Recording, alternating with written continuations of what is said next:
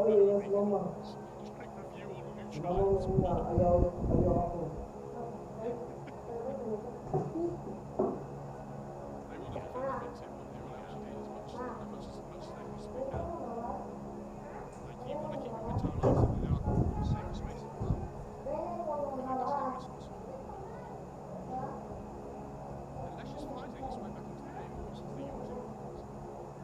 The Eagles can be big. And I think the Eagles is one of those items that can really help Shrek come back in and find the aggression that you're on. He's been pretty good dealing with those spark rates. They're trying to set up for like a swap back here. Somebody that tries to defend. I'm not sure how I feel about the Atos first difficulty for this game. Good. It's okay, like it's definitely not bad. Fabian is so dead. Roar, but false promise. It's over, and Innocence does a great job there of recovering the tornado. So they're gonna get the On to Innocence, though, as well as JQ. Two heroes stand. They've got the swap out of the arc warning. Definitely Blast comes out. X-Nova drops, but the shackle lands out of the arc warning. They'll get the kill on Ahame, though. Cobra is up to say he's going to try and chase here. False Nova, do they have the damage to take out XM with the safe positioning? Needs to be a little bit more careful, but the power shot from me. yeah, but they got the Beastmaster out there, so yeah, it's alright. That was so bad. Sorry. How well it started for the getting that Beastmaster out. But then you're effectively playing the fight 4 versus 5, right? If this Lesh has like 1,000 more network, so he's at like a similar network to the other pools on the radiant side, I think it's like that fight would have been okay. It's like you would have got the shields earlier, they could fight a little bit earlier. Swap. Magic missile, sudden strike with the blood ray. Damage is there. Should be an easy kill on the Oracle. We've also given out JQ. I'm sure using the Beastmaster. Tornado coming in. X-Nova ends up dead. Pulls EMP, not gonna land. Nothing to take it by the power shot. He's coming around the back. Looks over at Fade. Stunned over close. Yeah, I mean the Radiant just have vision of this whole fight the whole time. Yeah, like the Hawks down from the dire side, but they didn't get the force replicator. So both teams just see everything. But like when you have the high ground advantage normally on the dire, this fight would be really good, but because the Radiant see everything as well, it makes it much more even ground. Like the network lead they have, Spud Seekers just everywhere.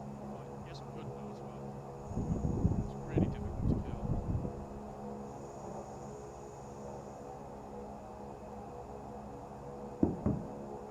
Beastmaster's experience at least is we slow it down.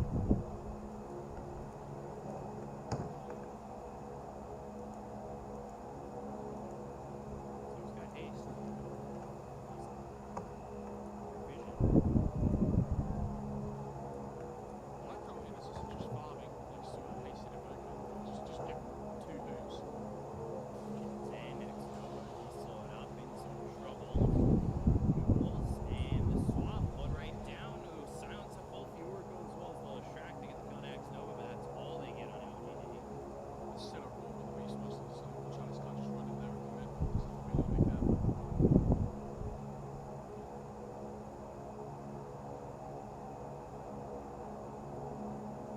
This is probably the least impactful I felt Shinku has been in a lot of LGD's games. You haven't really seen a huge amount from him, and it feels like him and Fabian are usually the big playmakers in this team. Yeah. And they just haven't been able to find any openings, just getting themselves away from the playing field. They're just not giving them anything on either. Like what happens is just group up and they call out like single heroes. Trying to do what he can. Used to farm as they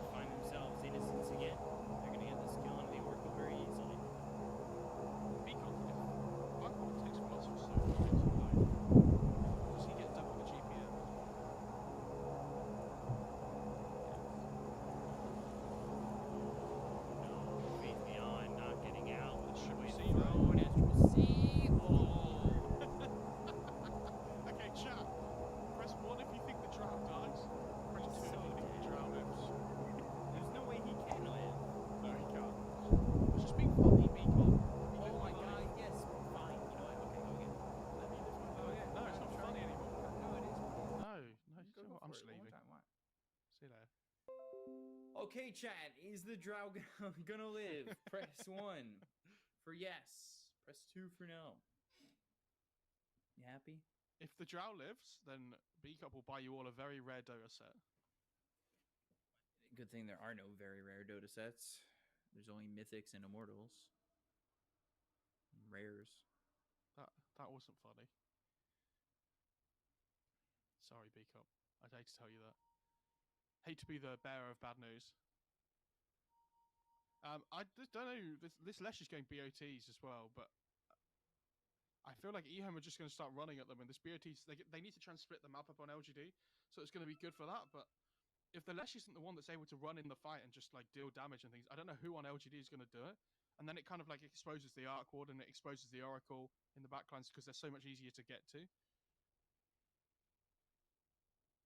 This is a tough game for LGD. The thing they really need to play around is just holding their high ground like we talked about before.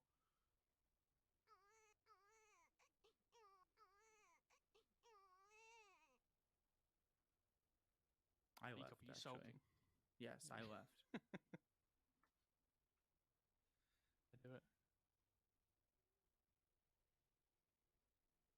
I just don't want to... I just...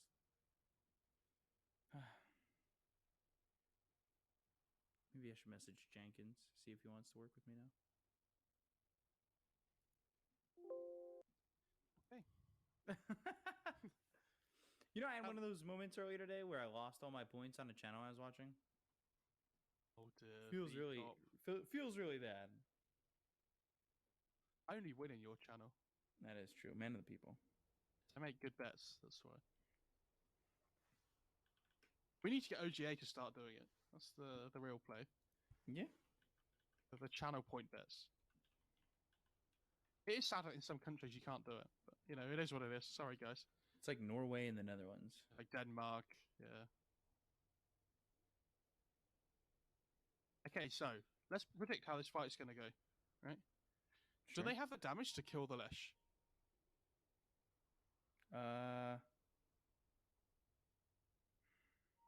Because like he still has a lot of mana to work with. He only has level 1 Pulse Nova though. Well, they... Let me take a look. Because I think Invoker's going to turn up to the back of this fight from behind, and nothing to say. He's going to be like, oh, "Come on, it was going so well. Like, why you got to be like this? What? Just at the fight without you." Yeah. They have Shackle. But I don't think that lands on the Shrek. No trees. Venge already threw Magic Missile. And then who's coming over? From the back is XM? I don't know if LG can win this fight. My question is basically: can Leshrac kill another hero before he dies? Like stealing candy from a Can he kill another hero before Invoker turns up to the fight? After the Drow dies? Maybe Chalice, but you're not going to get any help from this Lena. I mean, the Edict's about to run out, so... Oh, you're definitely not killing Chalice. Chalice just isn't dying. Like, that's not happening. He's so tanky with, like, not only like the high amount of stats he has from the Atos and everything, but also the effective HP with the hood. Here we go. I'm going to go Drow with dead. Fade gets really low but doesn't die. Drow is dead. Shackle thrown at Jinkyu, so now nothing to say still is the opportunity to try and get something here with the Pulse Nova. They're starting to bring the TPs in. Nothing to say. Gets the Yules off. Here's the Arc Warden, and can he survive? No, he can't. But Chalice is getting a little low. Ame in trouble, and he's dead too. I'm not sure why Ame turned up to that fight. Like, if he just carries on pushing out mid and things and farming, then it's not so bad, but... No, not only have you lost your tempo heroes, but you've lost the hero that's supposed to be scaling as well. Like, his Midas was off cooldown just before he TP'd in. Like, as he TP'd in even. That's a rough death. This has been really well done by EHOM. I guess maybe they got the Drow, so it's kind of okay. It's because there's just not a Sven in the game. Like, how much more fun is this game for eHome now that they don't have to play against a Sven that's like 10k net worth ahead of their own carry? How much more fun is the game for everybody? Yeah. True. This Roche is so dead.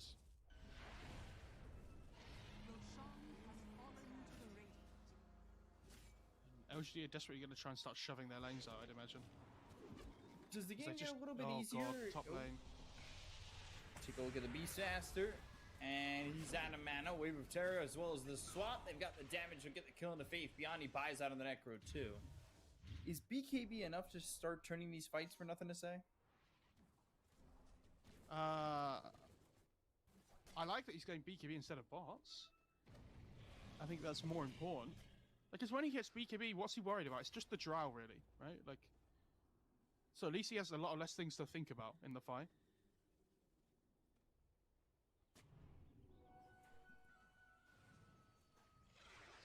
Oh, there's a DD that spawns top. God. Double damage. Really is quite the lead right now for eHome, and I don't know. I'm trying to figure out how LGD bring this game back. Bounty. I feel like Faith Bian and Jin-Q, though, like we talked about, they need to find a pick-off between them with like Raw and Laguna or something. And they need to delay this Aegis timing so that eHome don't get a big 5-on-5 fight with the Aegis.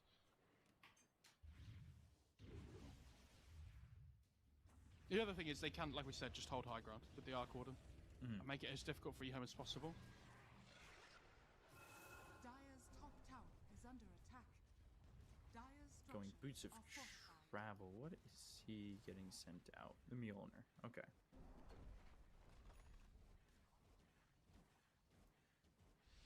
Tower's dead. Midas. Dire's top tower has fallen. Has the Radiant's Tempest middle double up tower in is just a under second. attack. Radiant's middle tower has fallen.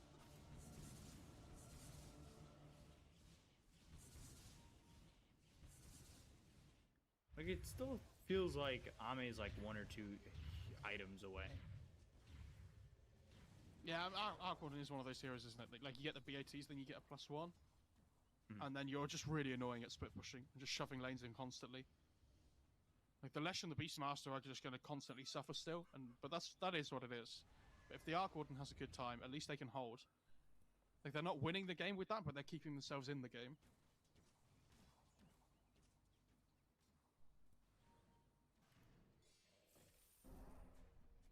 No real pressure from eHome with this Aegis just yet.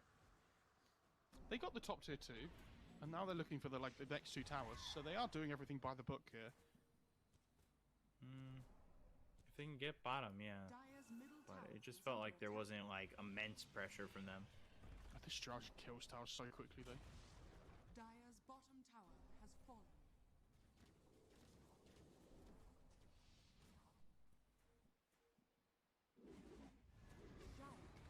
And Tempest double gets caught.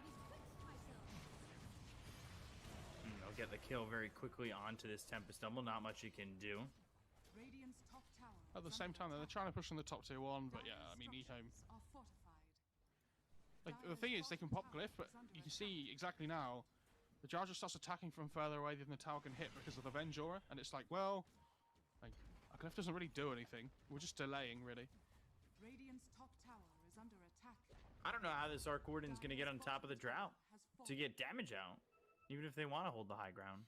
You could say the other way, though, as well. Like, how does the Jar get on top of the Arc Warden? But the drought doesn't exactly need to get on top of the Arc Warden if she could just hit the tower from a distance. But you can't because of the magnetic field. I guess, yeah. Like, they're going to lose all their outer towers. That's just the way it's going to be on LGD. And they've accepted that. Like, especially because there's an Aegis, right? Tower has fallen.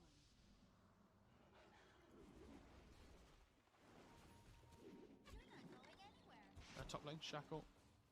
Ooh, boy. Beastmaster caught again.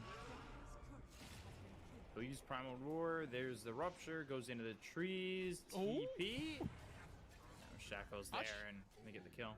I actually thought he was going to get out there. I didn't think they saw him, but... You see, like, instantly, though, Nothing to Say just runs and pushes out mid lane. They start pushing out bot lane on the Lina. The Arc Warden goes down to the safe area of the map. So they just want to dodge them as much as possible on LGD. Mhm. There's no way they can fight them at the Radiant's moment. middle tower is under attack.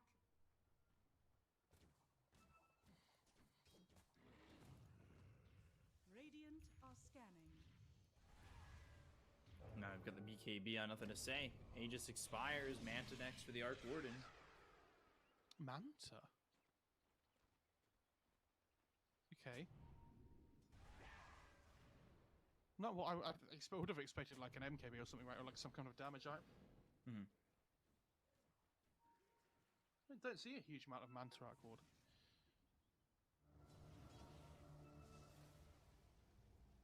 So OGD have gotten themselves a good amount of time since, you know, the Aegis didn't help them push the high ground or anything, so OGD have been farming the map. They're smoked What up here, they so you can can see get. them. They're running into the... If they get the Lesh, that's the biggest thing. If not, okay, they do find the Arc.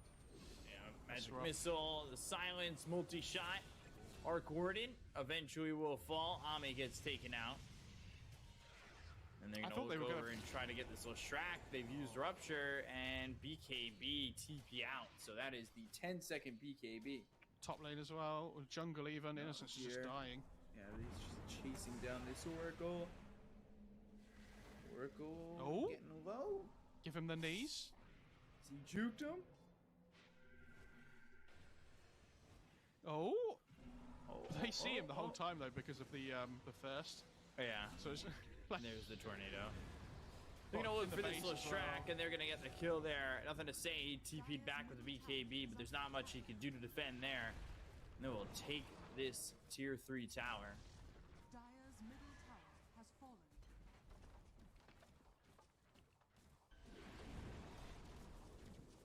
Not looking likely that they can defend. They have the magnetic field down, but they're just trying to stall as much as they can. Drought? No Aegis. Gotta be a bit careful.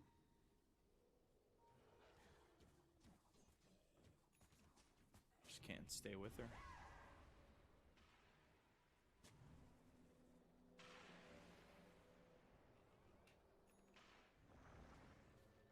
Dalian picked The up question with is, the if you're bend. E-home, do you force this or do you wait for the second Roche?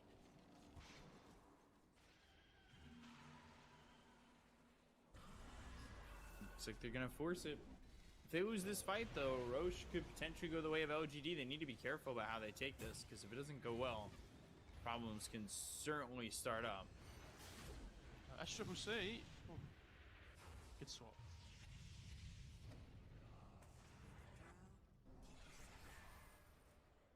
I know, this jar's absolutely massive. This Midas has paid off like amazingly. One of the things we should probably point out as well is that this Drow benefits from the attack speed quite a lot that the Midas gives. Oh, they caught Jin Q this time. Jesus. Fade's just everywhere this game.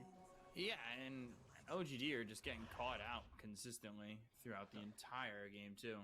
Yeah, Fade has the highest kill participation in his team. 19 out of 26. Invoker's slightly behind on 18.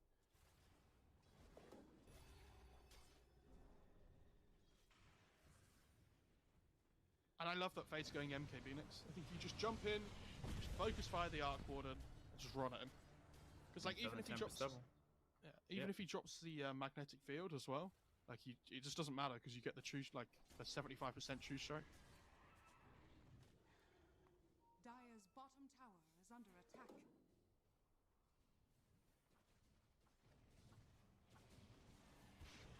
It's a bad day for the Beastmaster Beacon. This hero has 100% win rate before today, right? Yeah, Might just lose 2 games in a row. potentially. They're down 13k. They're looking to try and make their way back into it. Oh my god. Imagine trying to play Arc Warden Lesh against a Scardy Drow. You get hit once, you're not escaping.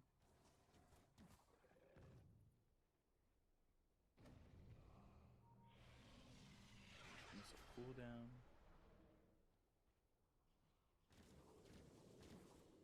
I do find it funny that the last like 4 times we've praised a person or a team, they've not looked good the second after. That's just the way it is, right? It's just the way it is. They're gonna smoke actually.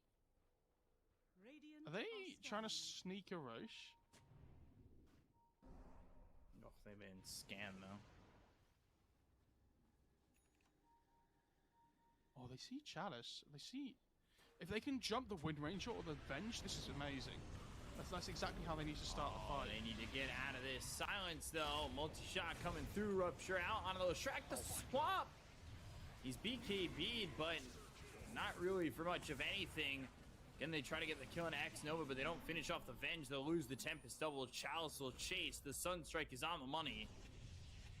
Hit the round of Atos. They look over at the Lina. The Sun misses. Laguna Blade used, but Jinkyu, he'll end up dead. They get yet another kill as they'll finish off Innocence.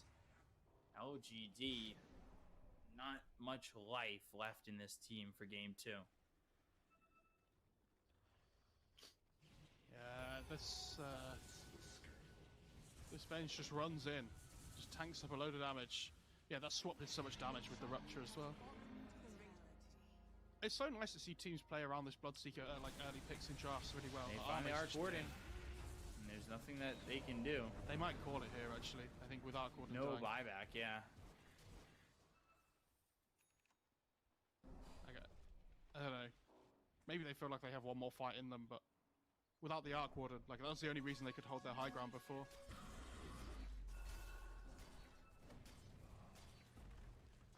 Dire's middle barracks has fallen. She sees like, guys, I want to get out of this game. Dire's structures are fortified. LGD never really got the ball running this entire game. Nope. But I think their laning stage went so poorly, which is hilarious considering we thought they never had a bad laning stage. Look at this. This Drow just pokes the Lesh from afar with a 50% move speed slow. Like, Yeah, look at that. The swaps come in. The false promise is there. Nothing to say. He's going to die after all is said and done. They get the kill on the Leshrac. He'll buy back. Still 10 seconds without the Arc Warden. Okay. Already a tier 4 down. the Arc Warden is almost up again. Round of Atos. Oh my goodness. Damage on the Leshrac. Nothing to say. He ends up dead. They'll get the kill there on Innocence. He'll buy back. They'll go for the Ancient. They finish this off. Shinky just almost dies to a multi-shot. Oh dear. You're down.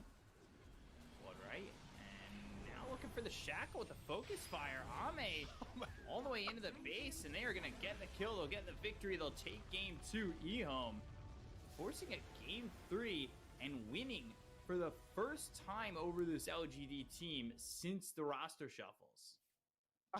I love Faye just jumps the base at the end and just focuses down like the Arc Warden is like, I'm so sick of your shit. I'm just going to focus fire at you and end this game.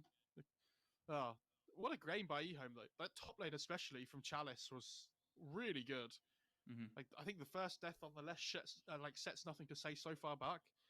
And where we've seen this Lesh, when LGD have looked really good with it, it's where they're able to play from in front. It gains this level advantage, and it like runs to a side lane and takes a tower really early on. If you play in this side lane, you don't only not get the level advantage, but if you're dying in this early like beginning of the lane, it means the other side laners get their levels on the line online and things a little bit quicker, so they can just keep running at you over and over again with this level advantage that they have. So I think this draft from LGD could have 100% definitely worked. It's just that the early stages of the game, I think they had a much worse laning stage than they were expecting, and so they never really got the tempo of the game going that they were looking for. Which, you know, it's the way it is, but I think E-Home played incredibly well. I wasn't quite sure as to why they went with the Arc Warden mid in those Shrek safe lane. It's just because it's a better matchups, right? Like Arc Warden does really well against Invoker. Leshrac should do okay in the safe lane theoretically, like especially with the Oracle, it should be okay. But Oracle goes for this pull, Leshrac gets dived into tower, and then all of a sudden everything changes. I want to give special mention to XM as well. When this Lesh has a bad start to the game, the best thing for the Lesh to do is to try and group up with the team and make things happen and like get involved with fighting. XM knows this though, and wherever the Lesh turns up, he just instantly TPs and makes his game miserable and just kills him twice in a row again. Like, so not only does he have a bad start to the game on the Lesh, he then dies twice more in a row because this Invoker knows exactly what he wants to be doing, and E-Home just read the game really well. Yeah, they played that game really well, and they forced us to a game 3. And we'll be back with game 3 in just a moment, so stay right there. We'll see you in a bit.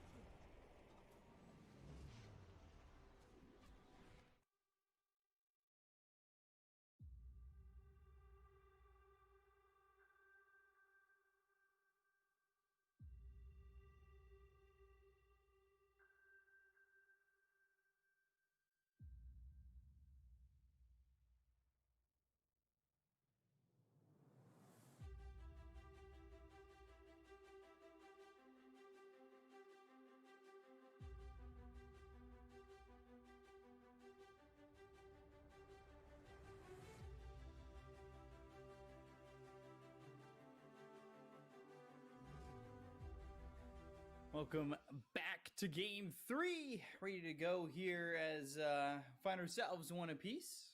I don't know if anybody really thought that that was going to happen, considering the fact that we have seen LGD beat eHome 8 consecutive times, but now the slate is wiped clean. eHome, they get their victory, and now we are on to game 3. Mo, what are we gonna see a Sven again? Is that the difference here? Hopefully Is not. that what we need? I'd like to see this Bloodseeker again for eHome. I think they played really well with it. I don't know if it's going to get let through or not, though. It'll be interesting to see. Oh, so LGD have first pick again, which is the big thing here. So would they go for the Lina again, or what do they want to go for something different? Like, I think Undying, making an entrance could be something for them, potentially. I think Innocence struggled to have game impact that last game on the Oracle as well. You know, there's not a huge amount he did wrong, but like that laning stage didn't go great. They didn't really get going. And I think the Undying's just like a safer pick. Oh, they banned the Techies first phase again. Wow. Poor ban. So the Lina pick does come out again. I don't think we can look at that last game necessarily and say, oh, well, obviously, like we can't look at that last game and say like Lina was the problem. There was a lot of problems that went wrong for LGD. So yeah, they go back for what they think is good again, which is fine.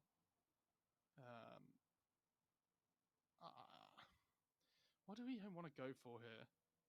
Do they want to go like Wind Ranger Bloodseeker again? Because the problem is if they pick like Wind Ranger here, for example, LGD might take the Bloodseeker for themselves. yeah. So do you just take the Bloodseeker?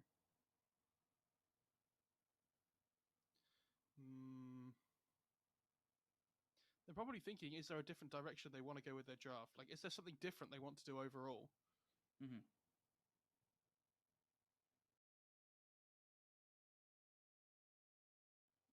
Yeah, and they went just into the Bloodseeker. And now Magnus for LGD. Okay. So do you take the Omni Knight? Do you take the Wind Ranger? Do you take Sven yourself? Do you take the Sven? Yeah, you could do. Actually, I can see them taking the Sven. Actually, that's a good point. I think if they don't take it here, then they'll probably be unhappy about, you know, how the... Oh, they take Wyvern.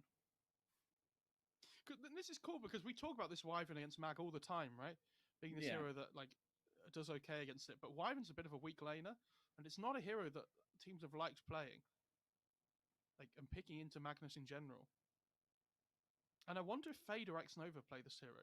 Because Wyvern as a 4 or a 5 is pretty cool. I know one of the EU teams played it at mid recently as well. I think Yellow Simbarine played it at mid when they had a stand-in, which was quite funny. They won the game. What was the build? Was it like first item Orchid? I turned off after the draft because I had to go and do something else. But I know, disappointing.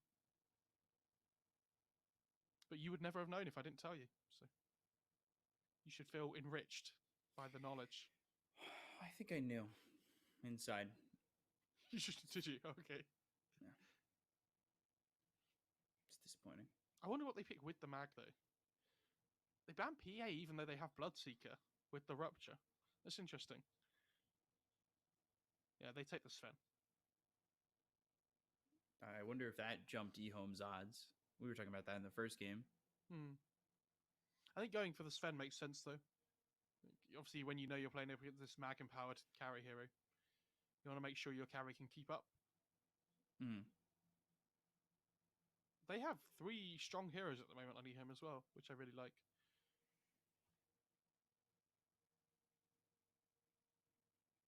Do Faith Behind usually play the mag? Or I think Nothing to Say plays it quite often, doesn't he? So they have that flexibility between them. I imagine Innocence can probably play it as a 5 if he really needs to, but I think it's more likely going to be a 2 or 3 for them, isn't it? Yeah, I'm not a huge fan of 5-position Magnus. Not that my call is what makes a team go for 5 Magnus or not, but to me, I always think the impact is so much less when it's in the 5 position, right? You're skewering Bloodseeker under tower at level 1. I think that sounds fun. I guess. Shockwave Skewer level 2. So they have two ways of doing this. They can either pick their one hero to play with the mag, or they can pick their 5 hero, which you know is going to be laning against Bloodseeker, right? Mhm. Like this Undying is still in the pool if they want to go for it, but it's not a great laner against Bloodseeker.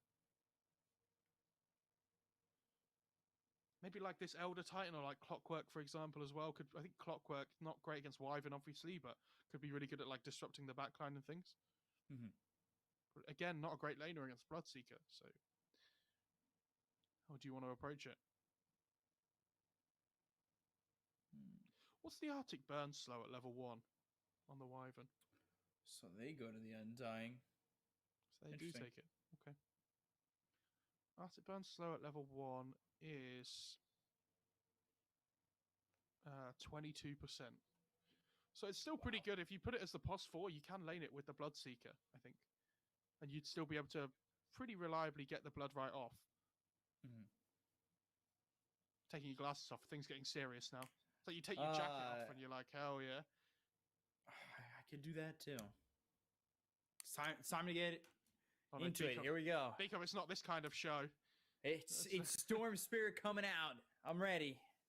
Jacket's off. It's not really a jacket anyway. It's just like a thin. But oh, okay. I'll put it back on. I don't look that good. I see how it is. I actually can't even see. I'm gonna put You this can't back on. what, sorry? I can't even see. Just I had to clean my glasses. I had like a gross smudge, but then you called me out for it. I was just doing it quietly on screen, you know. Oh, you know. Nobody needed to know. I'm not letting you get away with anything. It's fine.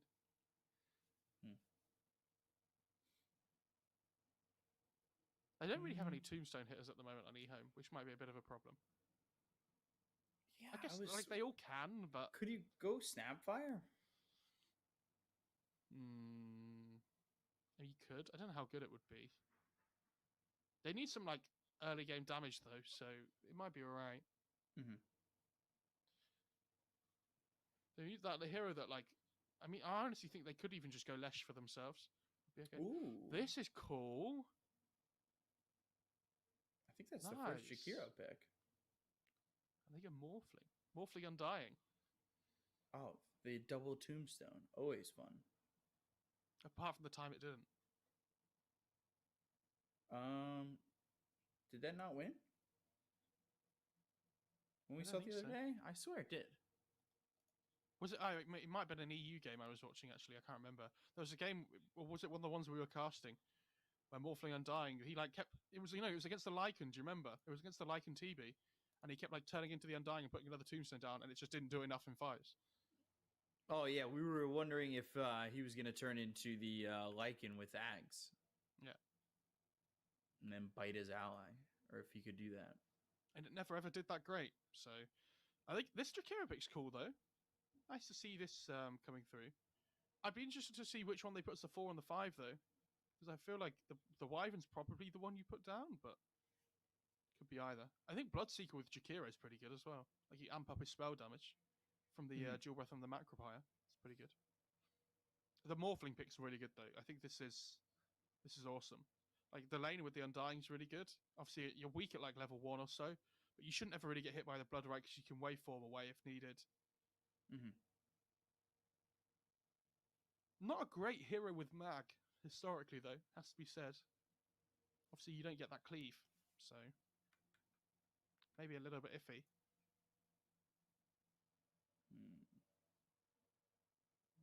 And they can flex the Morphling between mid and safe lane though going into the last pick, which is something.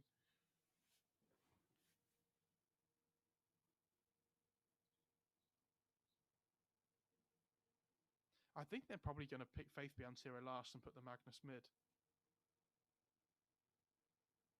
I think LGD look really good when they're able to pick Faith Beyond Zero last. Yeah.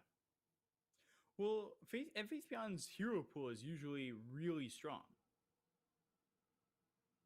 The way to look at it, B-Cup, is that on LGD they can play every hero between more than one person, because as long as Faith Beyond, like I think Faith Beyond plays everything. And then if they can play all the other heroes between the rest of the team, they can flex it all the time between 3 and everything else. He's such a crazy player. I like the Viper ban.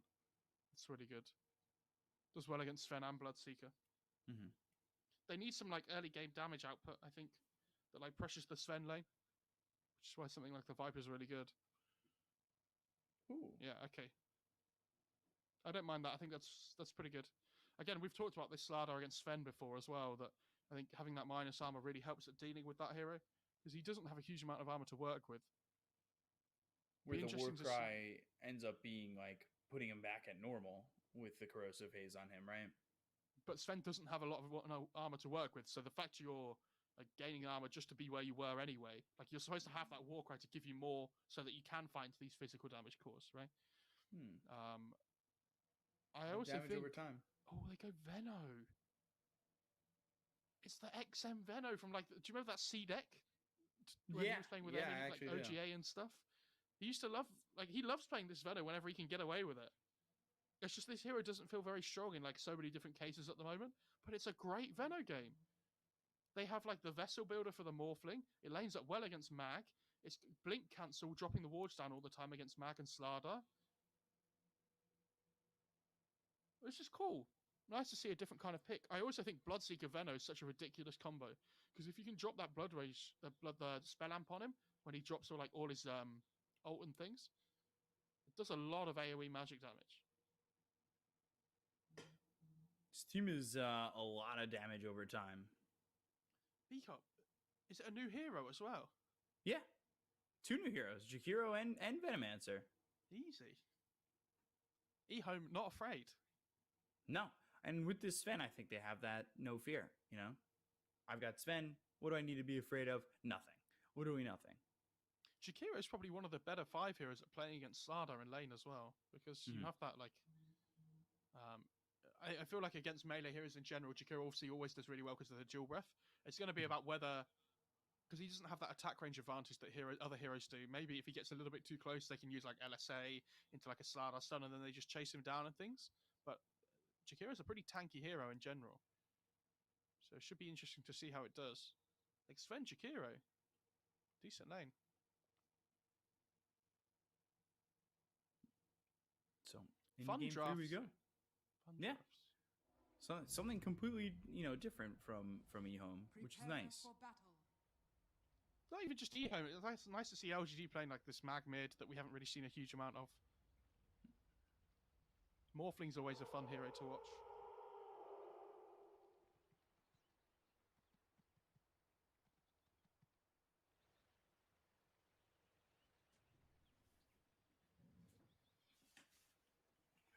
Is X-Nova going to come and contest this high ground ward? Touches the heart like my venom. Because of a sentry.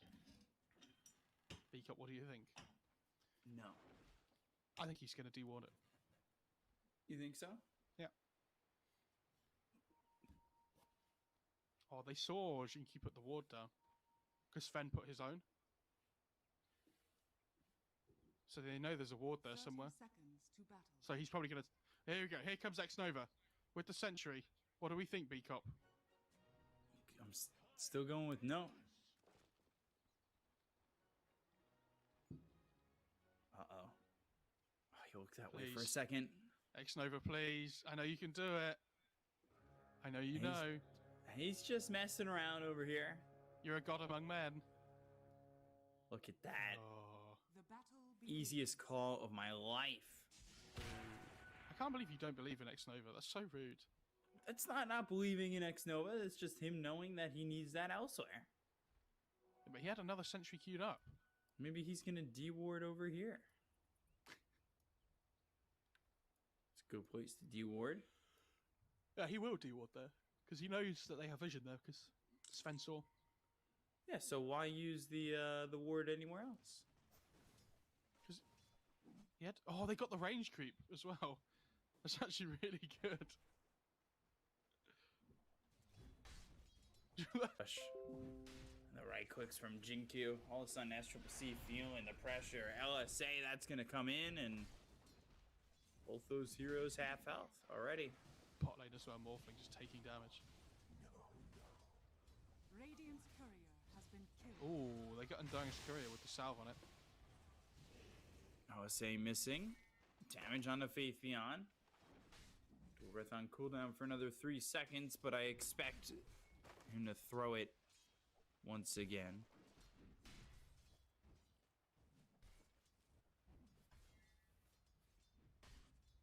How's mid lane going? Veno Gaming. Disgusting.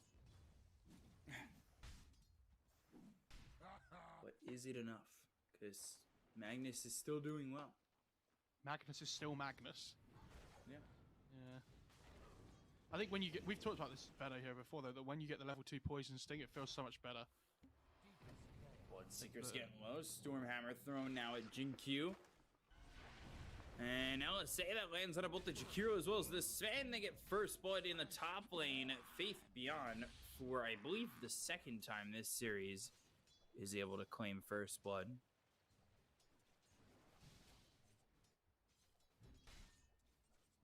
Interesting. So Mag doesn't have any points in power by level 3. Cool. Different builds. Oh my god, Undying. Non-neutrals. Yeah, it's a pretty good deny by him considering. Like Morphling's now level 3, so his lane's absolutely fine. He's having a good time. Oh my god, look at Bloodseeker's CS. This Undying's just been running at him non-stop. Yeah.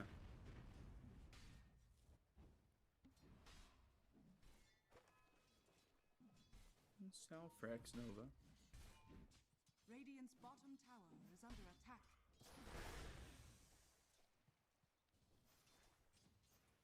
Stormhammer as well as the dual breath feels pretty good. That's for sure. Yeah, correct. It's pretty good, but at the same time you're playing against Lina Slada, so it's like, well, how good is it really? Like, Lina Slada is probably still just as good at like trading hits.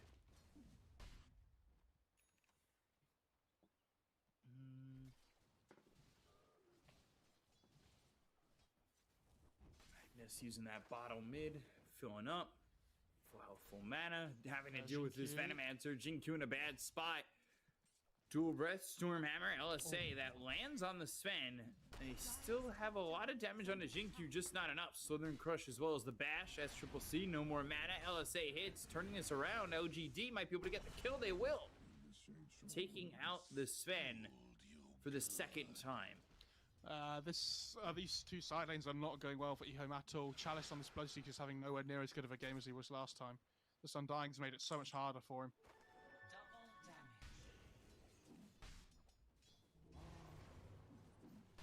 Oh, look at this tombstone on the Undying as well. Fade might be in trouble.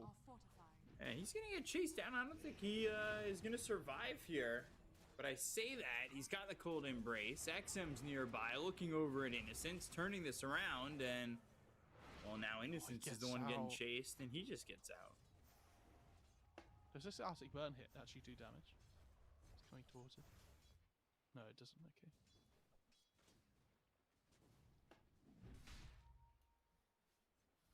Already a 1k lead for LGD. Back to the LGD we know. Basically. Like, Innocence makes that rotation, but Morphling's okay here 1v1. Yeah, but it's going to free up the Undying to kind of do whatever he wants a little bit more. We're probably going to see some early rotations from him towards the top lane. Around this, probably like 7 to 8 minute mark. He's going to go and try and snatch the bounty rune as well. So it's going to be 3 going towards LGD.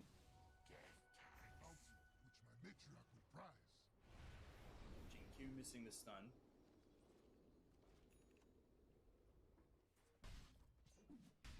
This Sven is just getting destroyed though. Has been killed. I don't know. Imagine this was the other way around and they swapped the Undying and the Jakiro in the laning stage. It would be completely different. Like, this Jakiro can't offer the same... Oh. Chalice? God. Gets drop. Couple heroes just getting out. Melina as well as the Bloodseeker.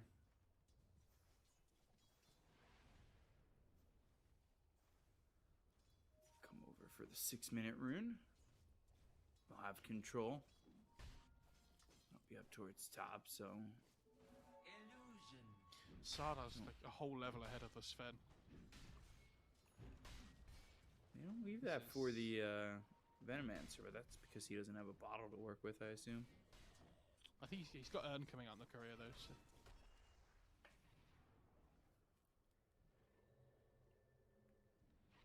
Oh, this Undying's just TP top. And he Yeah, might might instantly be able to die help. here. I don't know if he instantly dies. Maybe a tombstone goes on the high ground before he ends up going down, but it's on cooldown, so he doesn't have a way to really help out this fight. Faith Beyond, he's getting low. Get the deny on Innocence, but they will lose Faith Beyond, so a good rotation overall from eHome.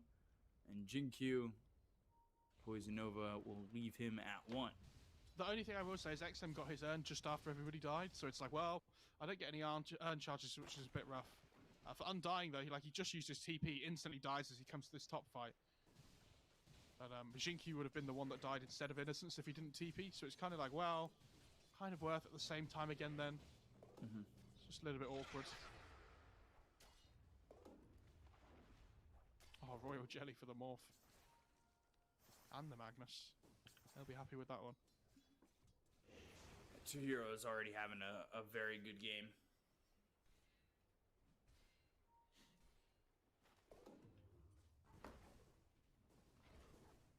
Dire's top tower is under attack. Slithering Crush. Just followed by a Stormhammer, nothing more.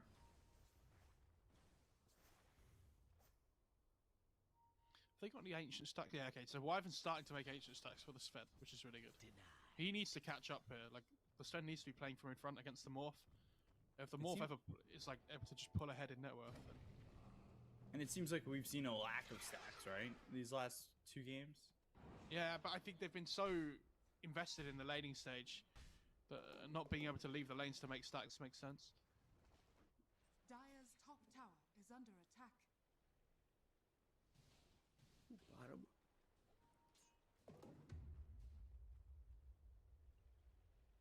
Chalice at level 6. He's got Rupture to work with. We'll see which lane he wants to attack. There's a couple heroes over mid. Seeing this Undying Tombstone top as well, just to try and secure the tower. Dire's structures Nothing to say are with the DD fortified. shows up. It's like, hell yeah.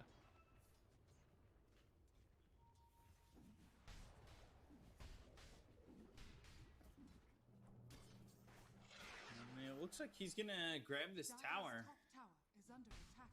pretty early on. Fade comes can they over to get the maybe deny? try and defend, but he won't be able to get the Dire's top deny. tower has fallen. Now showing himself, Faith Beyond, he's searching. You want something. He gonna get it. And the question for me is, who's going to start fighting on eHome? Like, Sven wants to just farm for like 5 minutes, right? And normally what happens when Sven farms is the other heroes just group up and go. I don't know who is going to be able to do that. Like, they can't really run at Morphling. Because he just could does try. this. Yeah. Just waveforms away though and just morphs to strength, right? Like, Radiant's bottom tower is under attack. this Bloodseeker can try and start ganks with Rupture and stuff, but and like, who do they go on? Dire's middle tower is under attack. Radiant's Ice structures Path. are fortified. Missing. Radiant's bottom tower is under attack.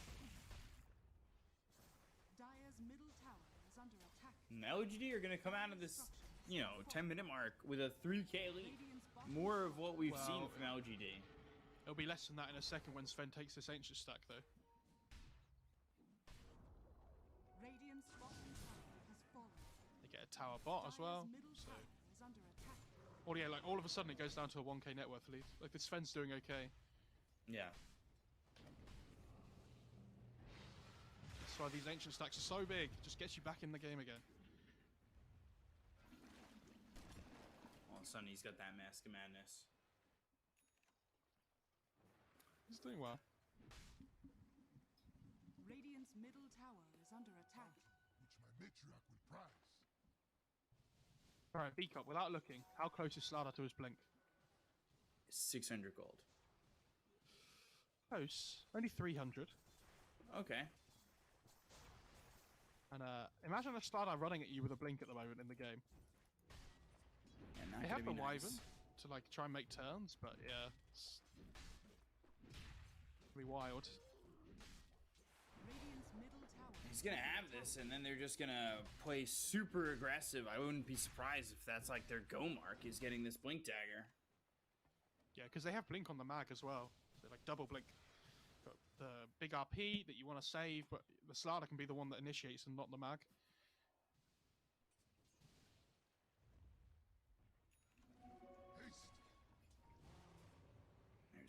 Blink Dagger. He's over towards mid now, and you could see that the rest of the team is. That's where they're posturing. Yeah, LGD really want to force this mid tier 1 down to like open up the jungle and things, but they don't hit towers massively well. And playing into this like Blood Right and Winter's Curse and everything could be a little bit ropey. He's got the bash ready to go, and he's got the Blink Dagger, so they're certainly looking to make a move somewhere. And Fade was looking for the Winter's Curse. Everybody bails. I thought he was going to use it on the Morphling. Because like if you can everybody silence, there, I'm surprised why not. if you can silence like during the curse with the Blood Right, then he can't morph when the curse ends. So it should be a relatively easy kill. I like that he's going for Manta first as well on the Morphling. It's a good choice. Not only for the Vessel, but like the silence on the Bloodseeker. Dire's top tower is under attack. I'm surprised his fellow's farming so well too. I thought he didn't have an amazing time mid lane. He did okay, but seems to be doing pretty well. LGD spent a lot of time in the last few minutes trying to play around this mid lane and get the mid tier 1 that they've lost their efficiency a little bit. Yeah. Sven Nelson, top of the net worth. We'll go back to the Ancients. They'll smoke up on LGD. Let's see if they can make anything happen. If they can find the Sven, that would be massive, and they should be able to do so. Blink Southern Crush as well as the RP. They've got the Tombstone down. There's the Laguna Boy to get the kill. Take out one. I think they're thinking about going under this tier 1 tower and potentially looking for more. Without the Sven, it's a little bit difficult for him to defend this. A lot of Rachel's Blood Right, but not a lot of damage onto the Morphling. They are going to manage it still, though. Okay. The spam with the Venom and the Bloodseeker seems to be enough. Are they doing enough here right now? E-Home? Yeah, I think they're doing okay. I don't know if it's enough, but it's not a one-sided game like what Game 1 or Game 2 was. It's kind of a little bit more 50-50. I'd still say LGD are favoured. I think this Morphling having a good time eventually just like becomes the biggest hero in the game, especially when the Manta comes up. We yet to really see anything from the Wyvern though with Fade. I think that could be the big turning point for eHome. This Blink RP comes in, they get a good curse on top just to counter initiate. Are fortified.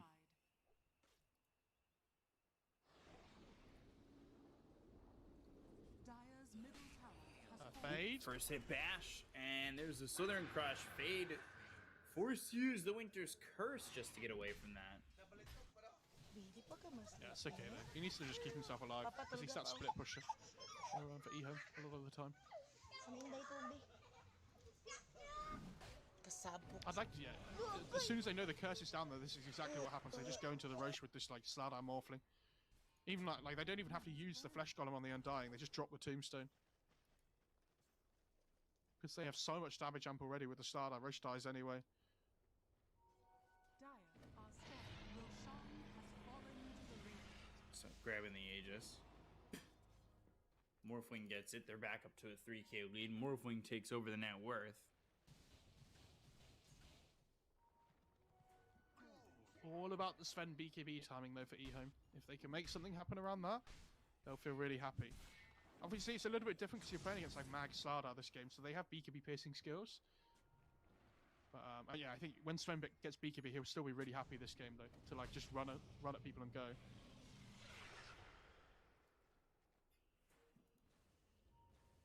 Radiant's bottom tower TP out is from under Faith attack. Beyond as well as Jinkyu. Potentially a fight about to break out over bottom.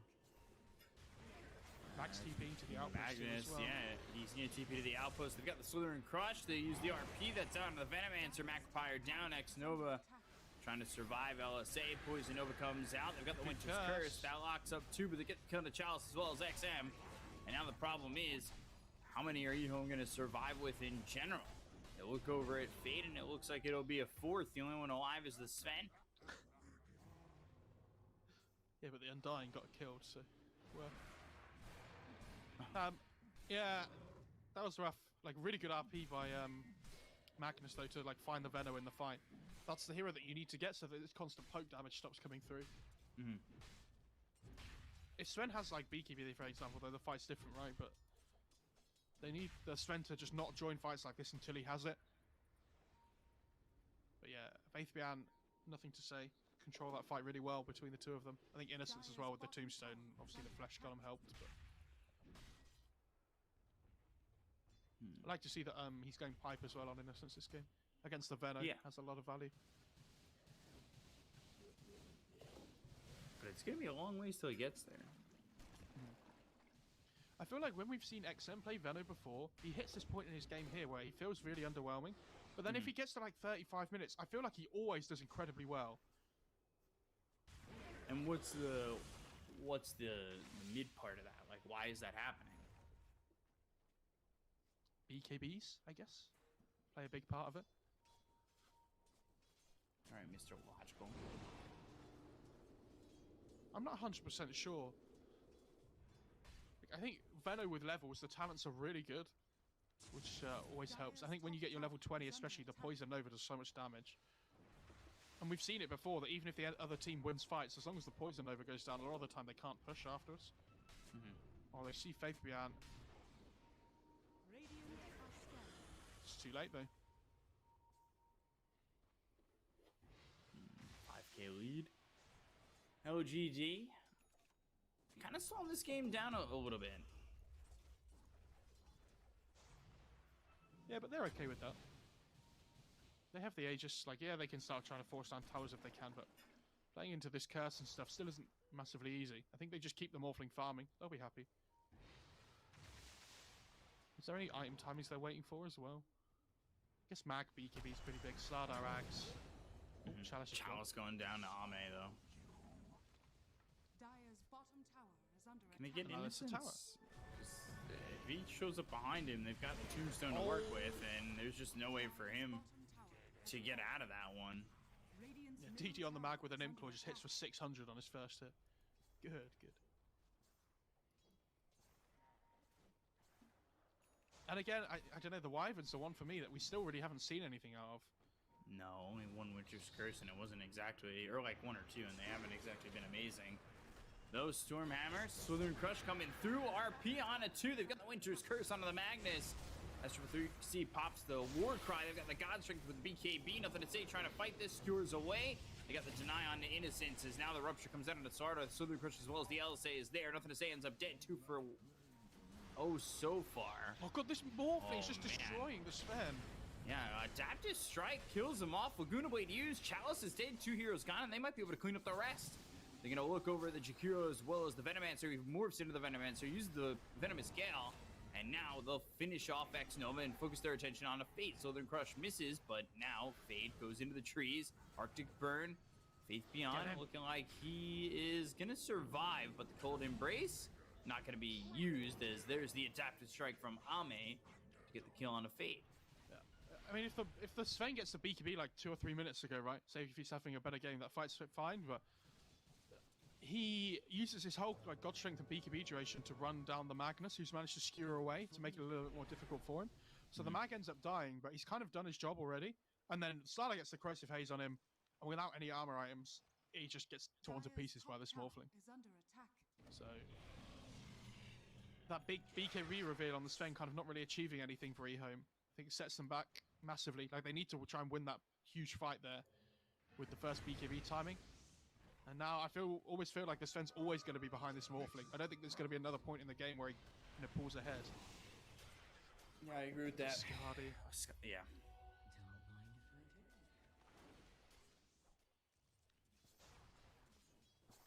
Venomous Gale cooldown -6. Here's a blink. Okay. 1 XM.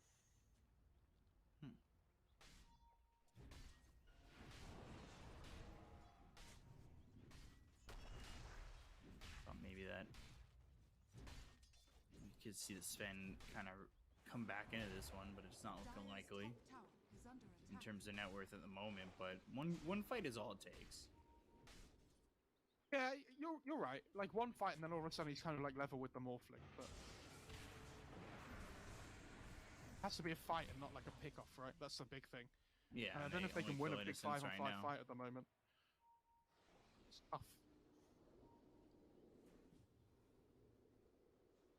Radiant's bottom tower is under attack.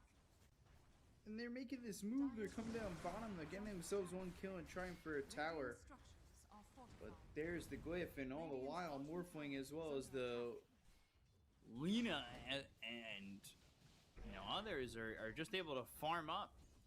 Yeah, I mean, they know that if Eham want to go for this bot tier 2, they're going to trade, because the Morph's probably going to take the tier 2 mid, and Lena can start hitting this tier 2 top. They're kind of just trading even.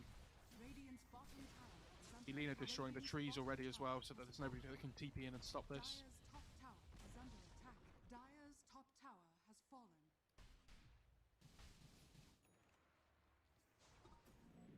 Now he's got the Ags on the sword. Our Sword's doing so well. Yeah, this axe is really good as well. For you guys that don't know, it makes like a puddle around you on Crush, and it gives you so many like extra bonuses. It's like armor, status resistance, HP regen. It's crazy. Like it does such a huge amount for like Dire's it's top just tower one item. is under attack. Gives you everything. Smoke coming out from LGD. Oh, I thought it was only in the puddle. I didn't realize it was in the river as well. Cool. A whole Bloodseeker. Oh, buddy. Wing Southern Crush, and it'll be a quick kill onto the Bloodseeker. Yeah, it's anytime he's on water, so when he gets that pool under from the Slytherin Crush inside the river on top of your opponent's tears. Does that mean if you do like the underwater river, Dire's like the middle map tower thing, is under then attack. you'll just always have the buff? Yes, Okay. of course.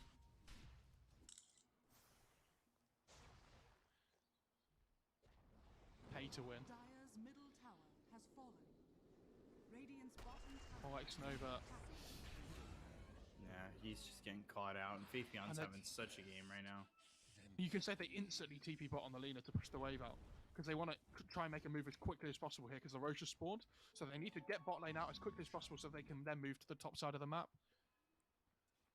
I don't know, eHome, it feels like they're kind of just like falling further and further behind, like we said. This Morphling's become this crazy hero that, with the really high armor he has, like naturally, the Sven with the physical damage isn't going to do enough to him. So it's like, who's going to be dealing the damage to kill the Morphling at this point? Right. What's it going to be, like a Veno? Not likely. Fate's in trouble. And Fade's the one who's in trouble. The RP comes out. That's onto the Sven as well as the Bloodseeker. This is a fight that might just seal the deal. And yeah, it does. So LGD, they take the 2-1 and they move on to the upper bracket final. I think XM tried to blink and use Poison Nova. Get some damage stats, you know, didn't think he was going to die. He's like, oh, damn, never mind. I guess I have. Oh, it's a shame. They started this game really well, but the bot lane was really poor for eHome this time. I mean, the good and the bad of the Bloodseeker get shown across 2 games in a row here. Yeah. 0-5-0. Oof. Yeah, and again, this Wyvern, we didn't really feel any game impact from either. I think the Jakiro, like some of the ice paths were nice, but they never really tried to make plays on the map happen, it felt eHome. Like, their heroes are quite static in general. Like, there's no, like, Quap or Void Spirit that plays the map really quickly, or like this Lesh. Kind of like Bloodseeker sits in a lane, does his thing, Veno sits in a lane and does his thing. But they push lanes out. But they never really, they can't actively make plays, it feels like, unless they smoke early on in this game. So, unfortunate for eHome, but I think LGD definitely the better team in this series overall. Obviously, they had a wonky game too. They show they can bleed, but eHome have to make sure they forget about this series. Going into tomorrow, I can't remember who they're playing next, but LGD will be happy they make the upper bracket final. They've been arguably the best team of this tournament so far, and so it's good to see them back. Yeah, so of course LGD, happy to be in the upper bracket final, and now the question becomes, who are they going to be up against? So will it be VICI, will it be Elephant? It's a series that is looking to shape up a little bit better than this one. This was a fun series at times, but the next series, it's looking even better as we take a look at the bracket. VICI against Elephant. Winner goes into the upper bracket final. RNG will take on eHome tomorrow. The loser of this series upcoming will play Aster, and of course, the winner will take on LGD. So we still have today, tomorrow, like 5 more days, it feels like, of just some great Dota. So it's certainly very exciting to see where it's going, and I think this next series is very exciting. I don't know who's going to take this one. This is the one that I've been looking forward to. Yeah. And when I knew they weren't in the same group, I was hoping for VICI against either Elephant or LGD like as soon as possible, Mhm. right? And so I kind of hope VICI wins, so we get to see VICI LGD in the upper bracket final. That's the one I think they're probably the top 2 teams going right now. But I think Elephant, they've looked really good at points. They've had a couple of rough games, especially against LGD, but I think this will be a really high quality series. I'm really looking forward to it. Yeah, so we'll see how this is going to go. If it's going to be a 2-0 or a 2-1, who's going to win the series? Will it be VICI? Will it be Elephant? We'll find out in just a moment. Stay right there. We'll be right back.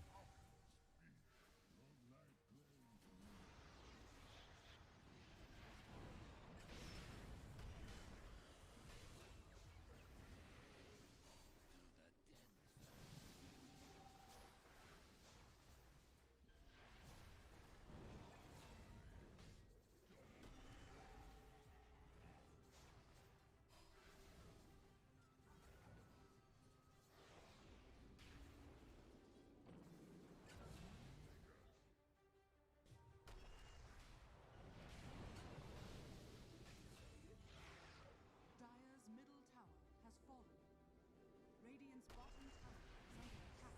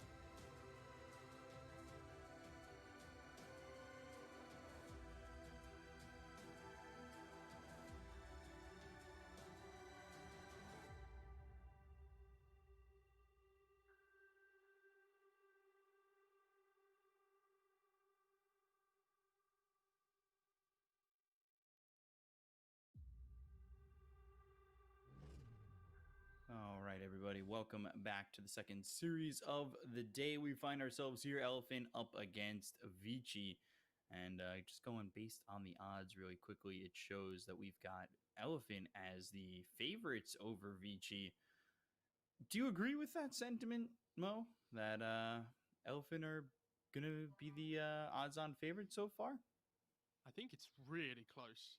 I think it's Mhm. closer than those odds think. Like, I would argue that it's almost 50-50. I would put maybe Elephant as like a 52-48, but like Mhm. it's that kind of close to me. This series, I don't know. Vici, obviously they did really well in their group, but they had an easier group, I would argue. You know, they had the not Elephant LGD, you know, the two of the top teams paired together group. So Yeah. all the teams that they beat in the group stage, it's kind of like they're not on the same level as like LGD and Vici are. Sorry, as LGD and Elephant are. So for them, it's like, yeah, they won more games in their group stage than Elephant, but I think, you know, how much does that really matter? The only team that Elephant lost to is LGD, who are also doing well. Yeah. I think Elephant, yeah, maybe slightly favourite, but I think Vici have performed better across this tournament so far. Again, they've had an easier run though. Honestly, coin flip for me. Okay, so coin flip. We'll see who ends up taking it. We'll get into game one as soon as we can. I want to take a look, and I'm going to do that very quickly if I can, at the head-to-heads between these two teams. I would assume that's still available, but I'm not sure. Let's see. Is this right? Because I want to just take a look real quick. Yeah, one of the only things I'll say about Vici is I feel like Ori hasn't been as consistently like amazing recently as he used to be. Mm-hmm. I think he's had some games where he's been like maybe a little bit more, you know, unsure, which I think was unheard of from Ori. Like he'd been consistently really strong. So Elephant, Yeah, though, I think, yeah. So you tell me your stats. I can't. It's not bringing Is it them not up. loading? No. I was just gonna say on that Ori thing, I really agree because we've seen Ori pretty much be consistent mid for a long time, and I think what a lot of people are doing is focusing on taking him out and making his lane the biggest struggle on the map for VICI, and I think that's really wise. I'm surprised Beacop hasn't screamed out with joy yet. I don't know if he's Oh, noticed. the Sven ban. The Sven ban. Finally, of phase 1 Sven ban. Yeah, it's happened. Vici doing it right. I mean, Elephant did play really well with it yesterday, so I think if there was a time to take it out, it was definitely definitely today. Yeah. Wisp is still in the pool though, so that's a big one. Mars is obviously another one that Yang likes to play. Undying. Undying, yeah. I think they'll probably take. I mean, they'll obviously take Wisp over anything else if they give them the chance. I'd imagine. Mhm. I wonder what they value more, because obviously if they first pick Mars, then Vici can go for the Undying themselves. So it'll be interesting to see what they prioritize. So Vici have beat Elephant every single time they've played them, but it's only twice, and both series went 2-1. Well, you said every single time. All you needed to say was both times, speak up, right? You made it sound like a lot worse than it actually was. Dramatics. And they found the drought. So they're assuming that Elephant's going to first pick Wisp, and then they can go Mars, potentially. Mhm. That's interesting. Next level mind games in the first phase bans. Probably the first time we've had it this tournament, I would argue. Mhm. I'm a big fan of mind games. In Dota. I love the idea of letting more strong heroes through than less. You know, just let them all through, and then they have to fight for which one they think is the absolute like top tier. Would it be interesting to see if it just became one ban per phase? Yeah, no, one ban between every single pick. Just on off, on off, on off. Mind that? I don't know. That would be I don't know how awful. that would work Yeah, out. Please don't do that. Imagine trying to pick strong pairings. Like, it would never work. Yeah, you would never have an opportunity to do so. So this Undying pick, obviously very strong. And now Vici like, oh, do we get given Wisp? Oh, okay. Well, we expected Elephant to take that, so Yeah.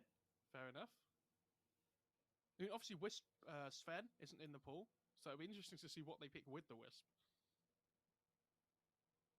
Like Slardar or something potentially could come out here, I think, from Vici.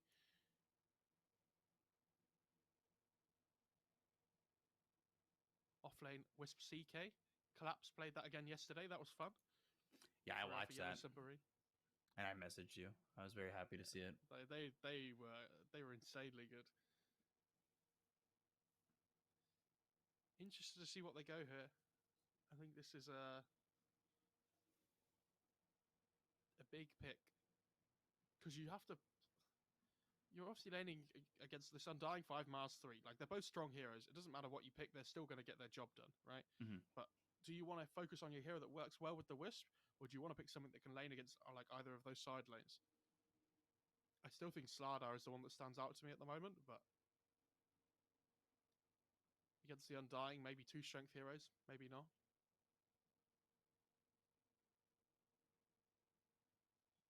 Okay. Ooh. Lifestealer. Interesting. I don't know if I was thinking that here. Second pick. That's for sure.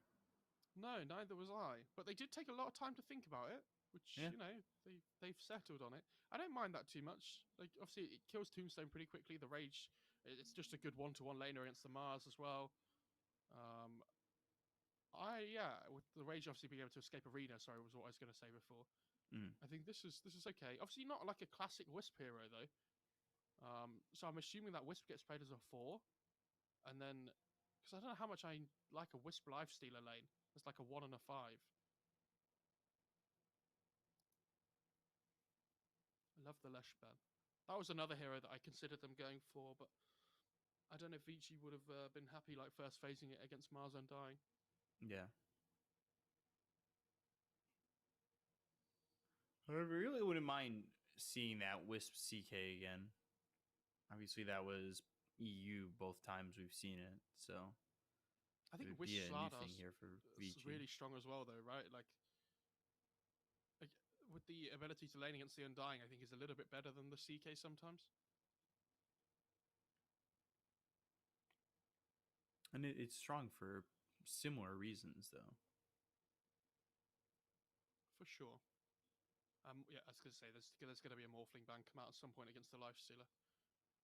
You don't you know, they're like just taking good core matchups away for Elephant, and they've banned out 5 carry heroes already. So Yeah. maybe a PA last ban as well could be another one. I think Faceless Void has. It's okay. It's not great against Wisp, so we'll see. What else is still in the pool? What other carry heroes have we actually seen? Like Sven's taken out, and now I just don't know what to think. Jug is one Yeah, but I definitely fall back on. I think we've only seen Jug with the mag, really, haven't we? I think so. That's still available, the Magnus. PA.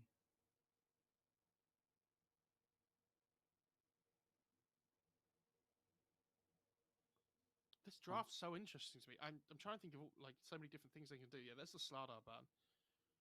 No surprise on that one. I mean, Slardar Lifestealer as well. It's not even just Slardar Wisp. Like, crazy combo. Could they go Phoenix still on Elephant? I guess they can't into the Lifestealer. It's quite difficult. Maybe like a Rubik would be okay, depending. Like what Could they do it on pick. VICI? Go for the Phoenix? I think you want to put the Wisp as the 4, though. I mean, obviously they can play Phoenix 5, but I want to see if they pick a greedier 5 because they're playing this Lifestealer safe lane. Like, this is kind of like Warlock hero or like the Chen that we've seen with like moving around the map. I feel like they need a bit of wave clear as well on Vici. Could be really important. So I think the Warlock's Rubik been for strong. them, Rubik for them is okay too. If they want to go for it.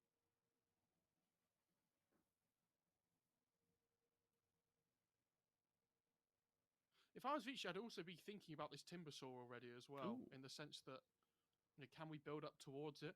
If depending on what Elephant pick here. Tusk. Okay, so Tusk Wisp is like a support duo we've seen a lot. Well, I've seen a lot recently. I know OG like to play it as well, like these two heroes together.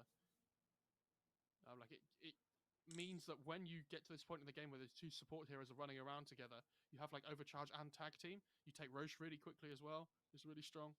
It's just lots of damage output between the two of them. Yeah. I like the combination.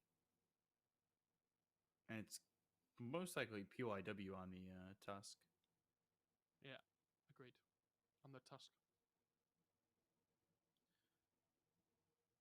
The other thing as well is that I think they lack a little bit of catch at the moment on Vici, so they need to make sure they address that coming into this this next 2 picks. Because otherwise, what's going to happen is like Elephant are going to go for this really like mobile core hero. Do you remember like the PA that we were talking about before? Yeah. Or like Void Spirit or something, right? And then they might really struggle to deal with it.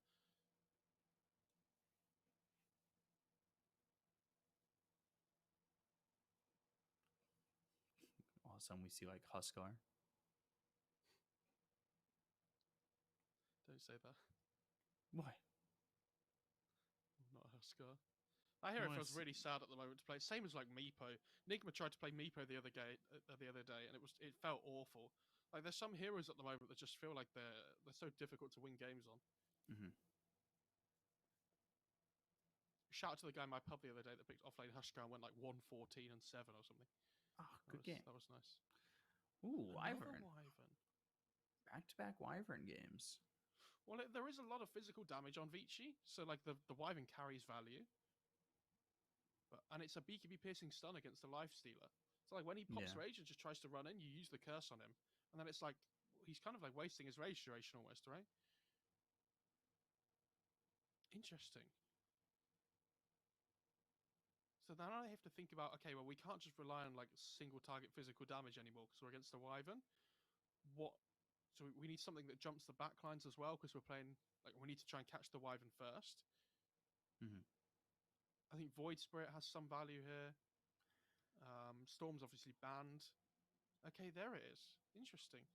They go Night Stalker. I was thinking for Vici, like maybe they want to go like Zeus last. Maybe. I think their side lanes look really hard though at the moment. Like laning Tusk Night Stalker against Undying sounds really tough already. And they're going to be playing like Lifestealer Wisp, which is okay. Like they do all right, but I don't know. Depending on what they pick here, if it's something that threatens the life stealer at all on elephant, it's like it's something that threatens the night stalker. I mean, as their safe laner, then good cortical matchup against the life stealer. Interesting. OD gets Also- banned. I like that ban. Oh, Whisper Night Stalker as well could be fun. Dark Ascension, Whisper's tethers, and they run around and murder people together with the movement speed. Yeah. Yeah, I don't know how I feel about Vici's draft. I think it would be really good if they play from ahead, but if they start to fall behind, which I think they might because of bad laning stages, Mhm. then it might be a struggle. This Undying especially could just make this Night Stalker feel awful. You think so?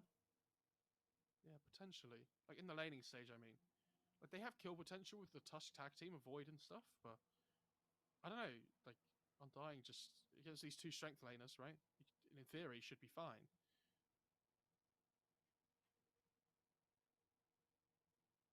Everything sounds nice in that theory. would... TA?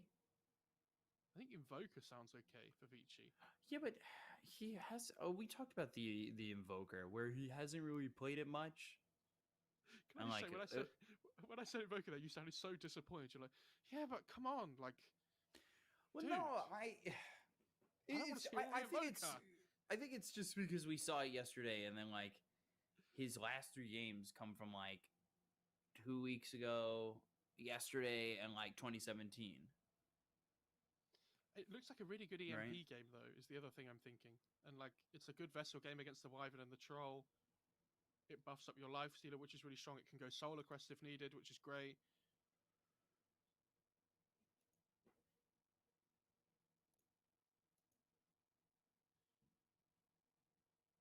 Do you want to be a cool pick that we haven't seen in a while? DK for Elephant. I'm always a fan. They don't have last pick, so I don't know how good it would be, but I think they lack that. Well, they don't lack lockdown, actually. They have decent team fight as well. They missed some early game damage output, I'd argue, on Elephant. Ooh. Yeah, okay. Cool. Maybe I like Puck for Vici? it's okay. It gets on the backline as well. It finds the Wyvern. Vehicle for the life stealer. Yeah, it's okay. I don't mind that. Mhm. I just think as long as the Queen of Pain doesn't lose the lane too hard. Yeah, there's the There you Zeus. go, Zeus. I said that earlier. It's a decent Zeus game. I don't mind that. But again, I think Vici, if they start to fall behind, their game will feel really hard. Like Zeus Night Stalker, if they can't get these like early farm online, same as the life stealer. Like they don't do a huge amount in fights otherwise. They need their time just to like get online a little bit.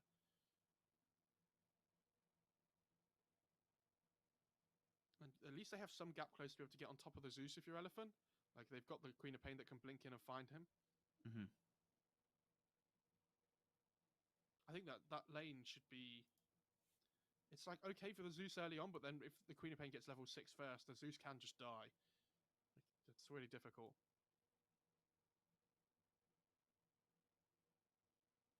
I'm gonna go with Vici as first game.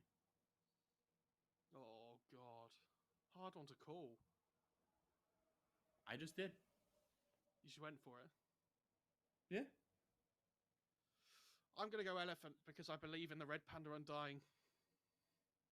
I think they're gonna be the ones that force the fights and force the engagements, and I don't think Vici will be ready for them.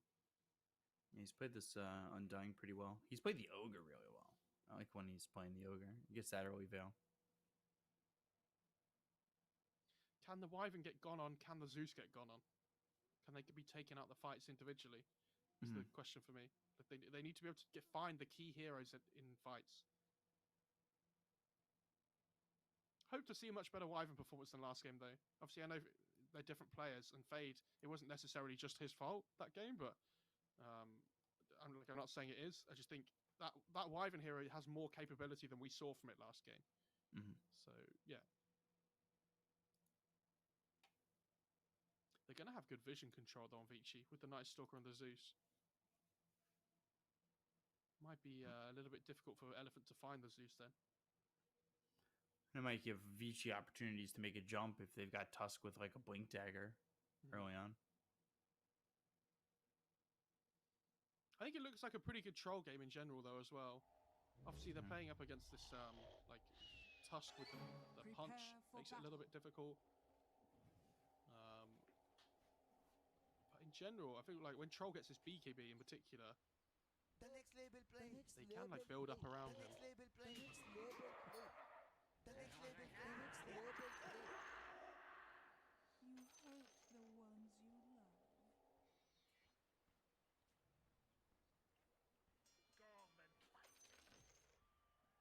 Oops. What do chat think though? Who cares what we think? I feel like this is a huge series. Like, I'd love to hear what chat like. Who do they think has not only just a better draft, but who they think is going to win the series? Can we do the chat interaction, Beacon? Okay, here you go. Chat interaction. 30 Press seconds 1. to battle. That's first number in all of numbers. If you think Vici's gonna win, press 2. If you think Elephant are gonna win, Why are you dragging this out, Beacon? Why just, you know, make it snappy. suspense. Make it snappy. Come on. No, The battle I'm begins. being suspenseful. Suspenseful. People haven't got time to waste. Speak up. They want to. No, they want to hear more. No, they They don't. probably don't. No, they don't. They definitely Ruse go don't. 2 for 2 early on.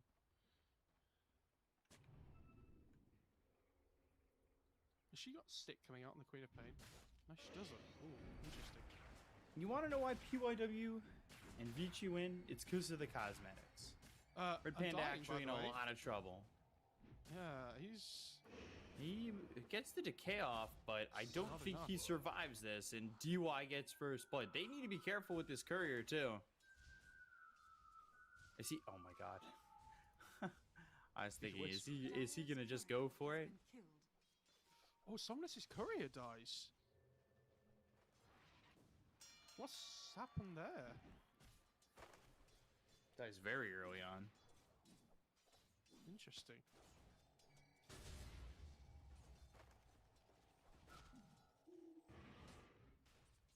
Ori having a really good start to this lane Dire's already, top though. tower is under Says attack. Mo Farah, shut up. I'm still a really good player. You don't know what you're talking about. Oh, you think I just lost these lanes because I'm bad, Mo? Or here I am. Whoa, that's not what I said. Sorry, Ori, I didn't mean it. I think that first Undying death hurts the lane a lot, though, as well. Because now the Tusk, you saw he just pulled the second wave freely without really too much like any contention from the Undying at all. And now it puts the Night Stalker in a 1v1 against the Troll, which is exactly what Old 11 wants.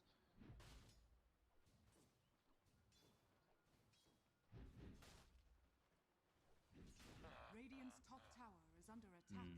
11 and 4 already for Ori. Wow. Really enjoying his time. Oh, Red Panda. Good shards. Not gonna really do much, but good shards nonetheless. Well, it stops them from pulling the creep wave further away towards their own tower. So, like, now the Night Stalker's, the wave's going to meet closer to his own tower, which is big for him. Like, this Night Stalker isn't a massively strong laner, especially against Troll. He has, like, high armor, has the range form to work with as well.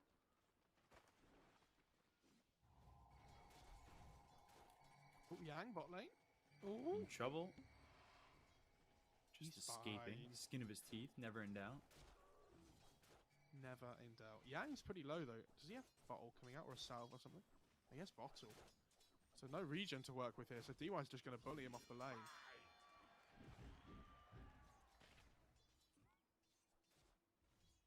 Tusk just taunting up to this point.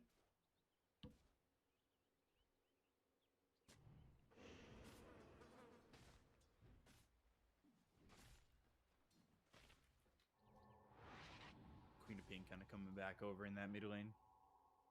But still good nonetheless for this Zeus. Yeah, always doing well. It's all about who gets level 6 first, though. Like we said, if the Queen of Pain manages to get there somehow after this like early deficit, then she'll still have that high kill potential. Yeah. Especially if there's a rotation in around the 4-minute ring. That could be key. Which I will be expecting, considering how much these two heroes kind of rely on bottle.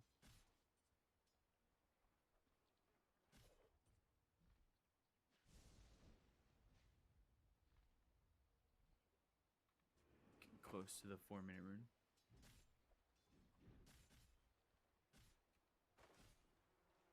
Any thoughts on so far the lanes overall? Good question. I feel like this top lane's going okay for VICI. Like the Night Stalker's getting XP, which is the biggest thing. I thought the Undying would do a bigger thing here, but obviously PIW is kind of pulling him around. Yeah. And FY takes a regen rune as well, so it's Red Panda. Red Panda? It's the support duo again. Yeah, and he is looking dead to rights.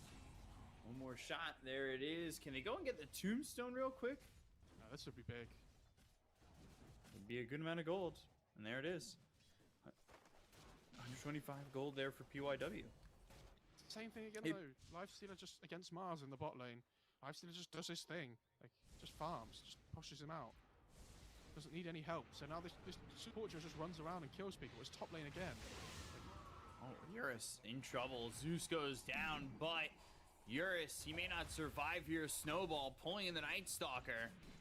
And one more shot. DY gets it. Eurus ends up dead. Mine is truly a blessed life. I think they'll be okay with that, though, because this means the Queen of Pain gets level 6 first, mid. Got it. Potentially? Radiant's middle Unless Zeus I can get don't him know and if take some you're of this okay XP. with that. I mean, yeah, you get 6 first, but that is a big kill to slow down the troll, right? Yeah. And this was the same about Wyvern before in the last series. He's not the strongest laner, so he can't really do anything to this Lifestealer. So this does, yeah, like the Whisper and the Tusk, they can just carry on running around and killing things. And especially now it's night time for the Night Stalker. This game feels really good.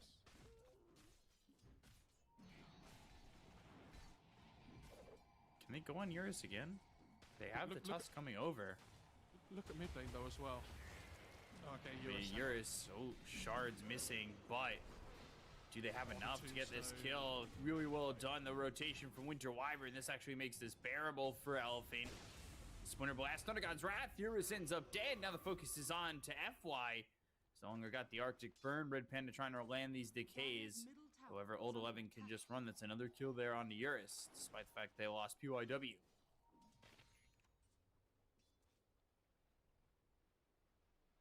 Yeah, this the Wyvern was trying to play. Oh, hang on, top lane, Old 11. Saw it. Sonic Wave. He feinted it Might still be too, in but there trouble. was no way to get out of that one. Someone is fine. Yeah, the Wyvern was trying to make a play before mid with the Queen of Pain to find the Zeus, but yeah, as soon as that fight started kicking off before, the Wyvern just TP's top to get the kill onto the Tusk. So I know PYW's game I think is really good though. Like he's halfway to level 5 here. He's doing okay. And he's got his phase boots already. Oh, Jesus. He's 1, 1, and 3 to be fair, and he got the first blood I think, didn't he? He also got that first tombstone. True. So getting that first tombstone was 125 extra gold that pushed him into the phase boots. I feel like every Zeus game we've seen so far this tournament, they always get a faded brooch. It's ridiculous. Every time.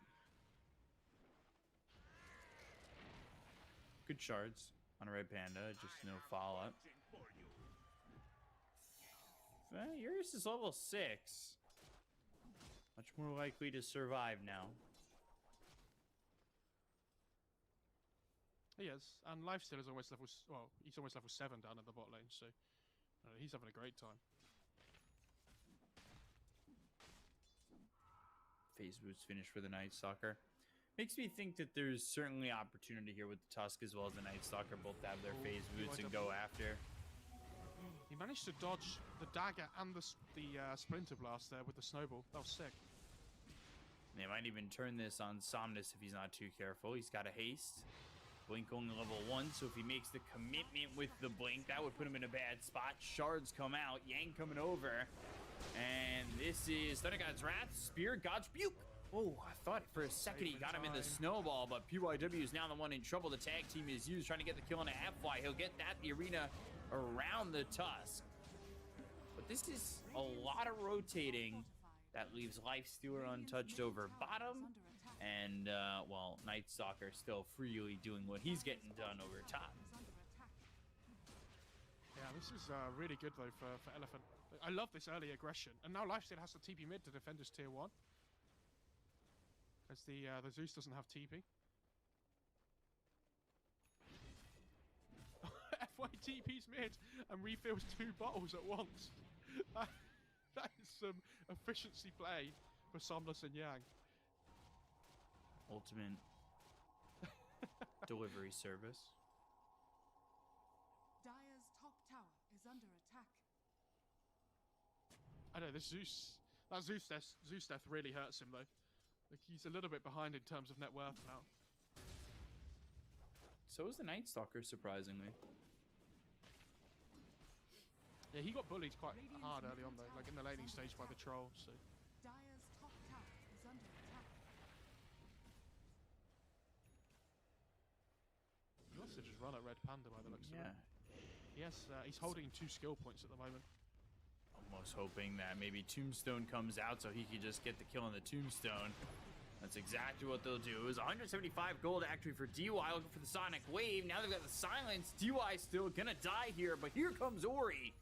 They finish off Somnus. They look over Red Panda. They find themselves a second, a 2-for-1 favoring VICI. Dire's bottom tower is under Yeah, attack. really good idea there for holding the skill points on old 11, though. You see exactly what happens. He's able to skill the Silence so they can kill the Queen of Pain.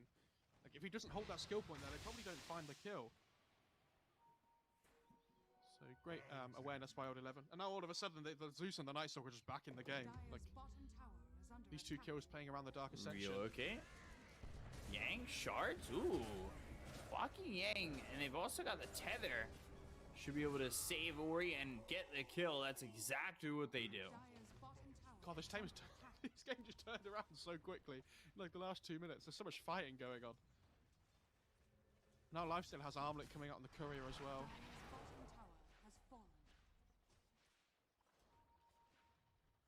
2k lead for VICI.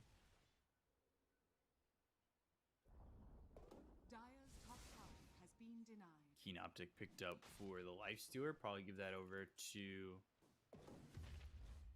maybe the Night Stalker at this point.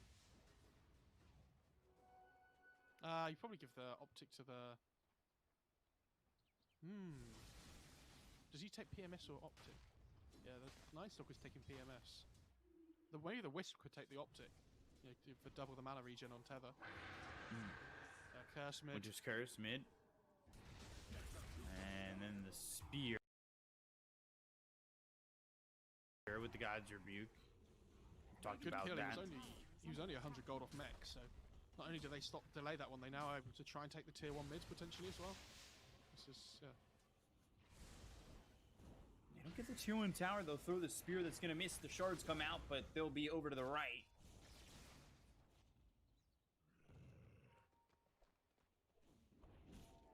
Lifestealer farming really well up to this point. Oh, Eurus is in the jungle trying to farm as much as he can for the moment. Radiant's bottom tower is under attack. Is he going Battle Fury on Eurus? I assume he is. Yeah, okay.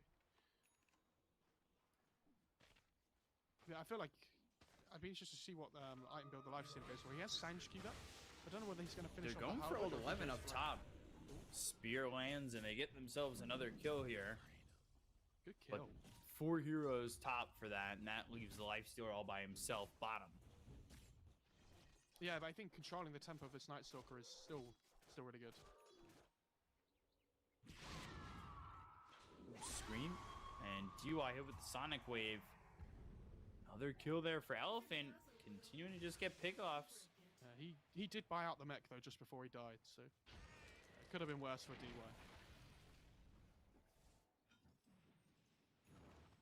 Radiant's middle tower is under attack.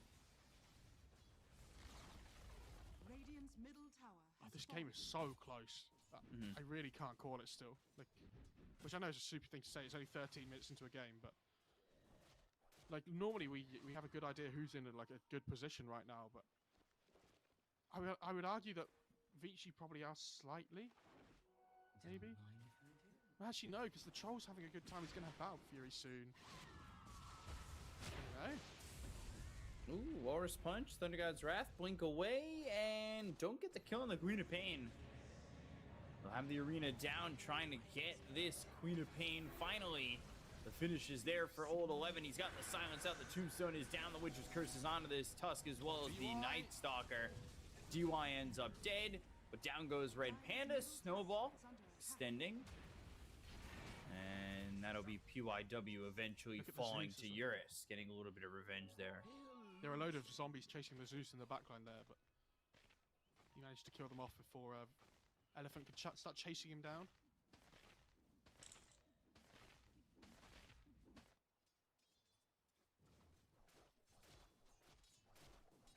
This game continuing to teeter on the edge.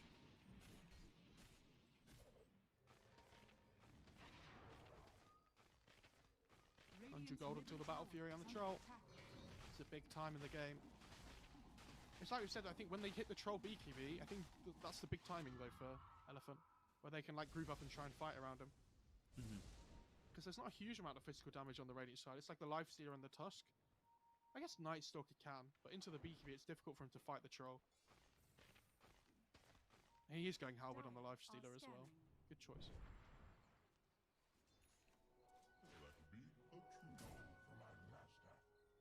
Oh, Erica snatches the bounty rune away from the Mars.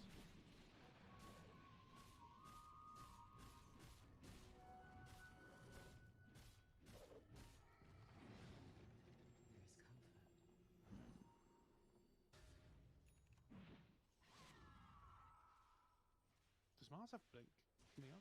I think yeah, he does. Okay. Yep. Big smoke time potentially here. FY does have one available. Who's rushing Orchid by the way on the Wyvern? Love that call. We used to see that, right? Yeah. Quite a bit. It's really good against Lifestealer because he has no way of purging off right now. So like when you curse and you throw the Orchid down on somebody straight away, their like timings basically overlap. So the Orchid does its damage as soon as the curse runs out.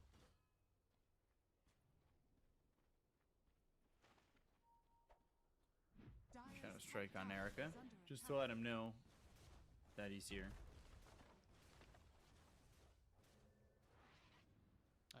They really wanted to be able to get this tier 1, but as soon as the Lifestealer comes down, he's really difficult to kill. They need like the Wyvern and the Mars to like, perfectly change stun, but then there's a relocate coming in to think about like Snowball save. Top lane. Top. Winter's Curse, and they're probably going to throw a spear once this Mars gets in, but it's a long TP. Now the tether, spear hits, they're going to get both. Whoa, that was, I assume, Spear, God's Rebuke, Splinter Blast all hitting at the same time. He didn't even get mech off from the Wisp because as soon as he tethered, the Blink Spear came from the Mars and caught him. So like couldn't have that extra burst of heal to come through and potentially keep the Night Stalker alive.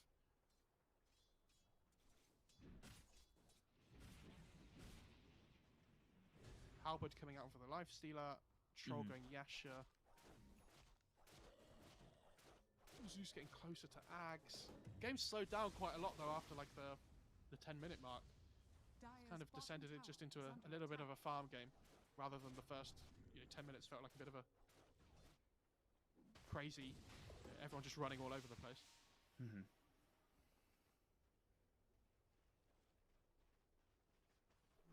Queen of Pain has that Orchid, and Top lane. you're close to the Orchid on the Winter Wyvern. Meanwhile, top Wyvern getting chased. Relocate in, and they get the kill there on the FY. I said he was close to the Orchid, but it gets slowed down a little bit. Yeah, it's a clumsy net on the Lifestealer that cancels the TP. He thought he was safe to TP because there were the used Void already on the Night Stalker. That was unfortunate for FY. Radiant's bottom tower is under attack. Can they go They to? get Can they finish Rush? Yeah, they can with the Tusk. Radiant's They do so bottom much tower damage with has the fallen. attack speed and the tag team.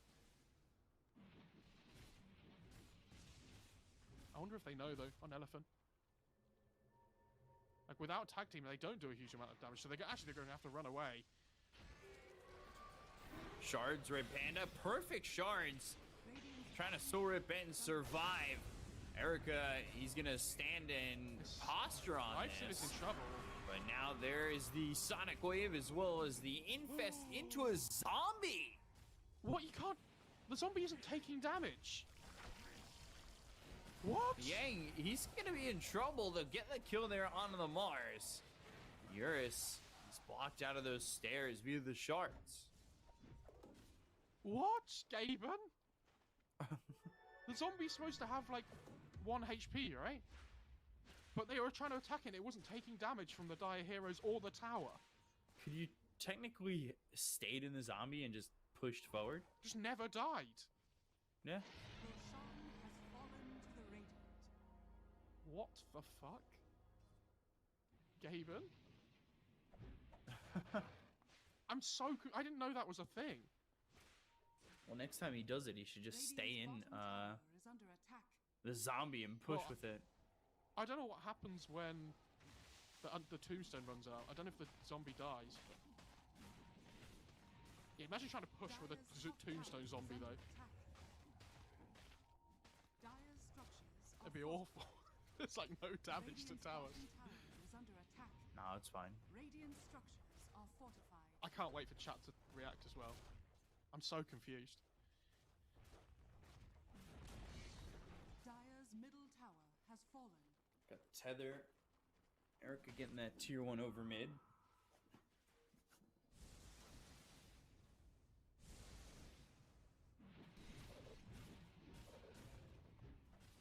How's the Night Stalker doing? Because his game kind of slowed down a little bit. He went into the Midas and he's almost got this BKB. Zeus, meanwhile, going into the Boots of Travel, and he's got the Nimbus ready to go with the axe. Yeah, BKBs are big timing for Radiant side when they get that on the Night Stalker. They can kind of force fights then. Like just run into the Wyvern, for example, right? And then the Wyvern has to curse the Night Stalker or the Raged Up Life Stealer. He can't curse them both because the BKB only affects the primary target on the curse. They gonna gather and smoke? They've got the Orchid on the Winter Wyvern. Dire They've are smoked up on Radiant scanning. side though as well.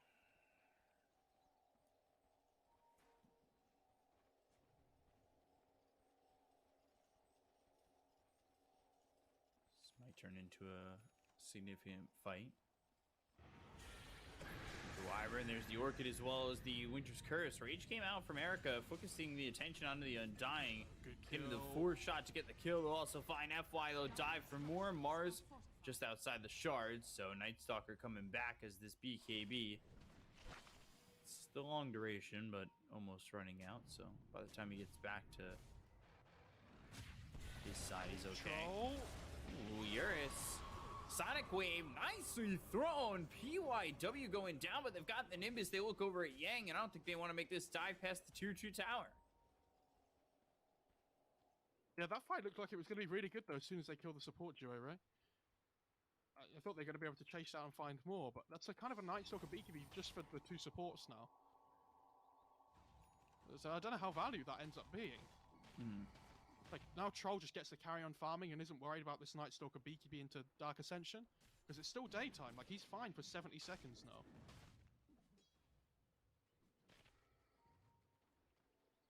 Radiant's bottom tower is under attack. I'm still annoyed about the Radiant zombie. are Decop, scanning. I'll be honest. I'm absolutely livid. He'll never forget. And chat's about to see it right now.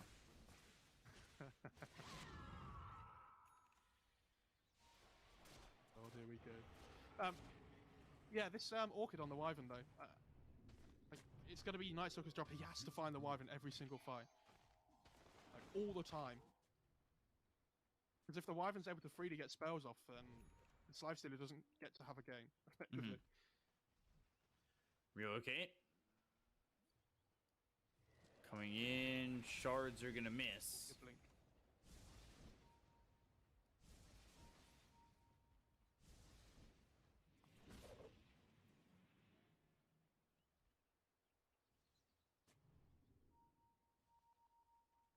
Oh dear. Shout out to Papita in chat. Sorry, I was too busy watching that, I'll be honest. That's fine. That's fine. Not much happening in those couple of seconds. Jesus. Thank God there's a patch soon, actually. Oh dear.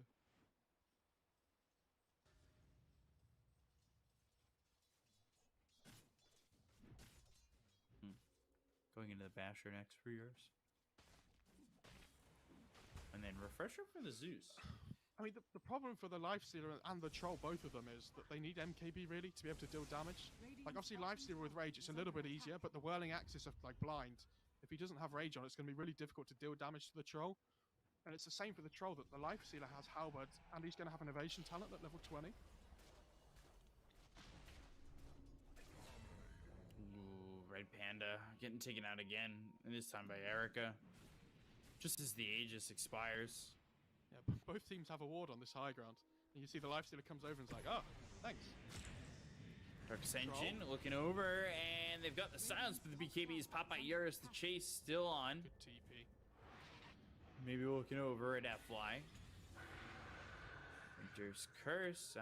I think Can he they get to would the be high okay ground? with that. Yeah, you Oh, can. he can. Oh, that's the 10-second BKB. Radiant's That top tower is under attack.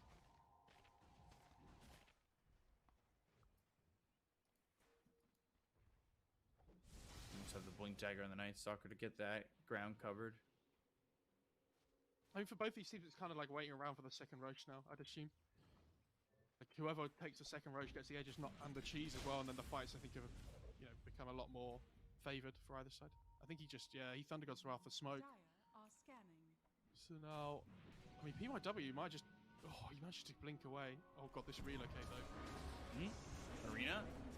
What can they get from this? They'll cover Yang. The right click's coming in. The spear's gonna miss. Does he have the damage to get the kill on the DY? They also have the silence coming up from Somnus. Now the Sonic Wave hits. They get the kill to the DY Wisp.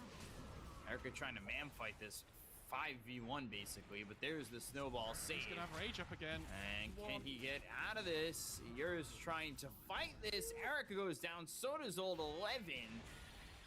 And They they found the should be able to Zeus, stay maybe? with PYW. Oh. Yeah, they get the Tusk, but they couldn't find the Zeus. Did he blink away? Oh, he can't. Yeah, that's what they wanted. There it is. Get another kill.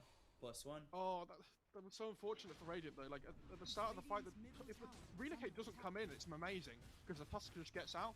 But DY thinks there's going to be a big fight, so he relocates the Lifestealer in, and all of a sudden they're just on top of 4 heroes, right? Has fallen. Like there's a Tombstone that goes down on the high ground that goes completely untouched as well. Under attack.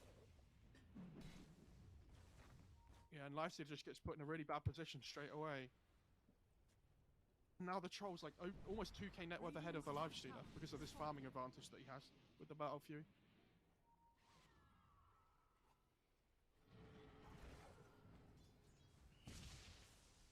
K lead overall. Here's what's he holding? People's Gift.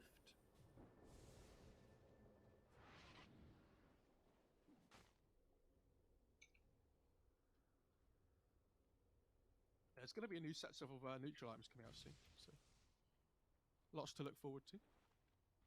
Yeah. I know the Troll's really difficult to deal with now though. Like, it's basically the Zeus versus the Troll for me at this point.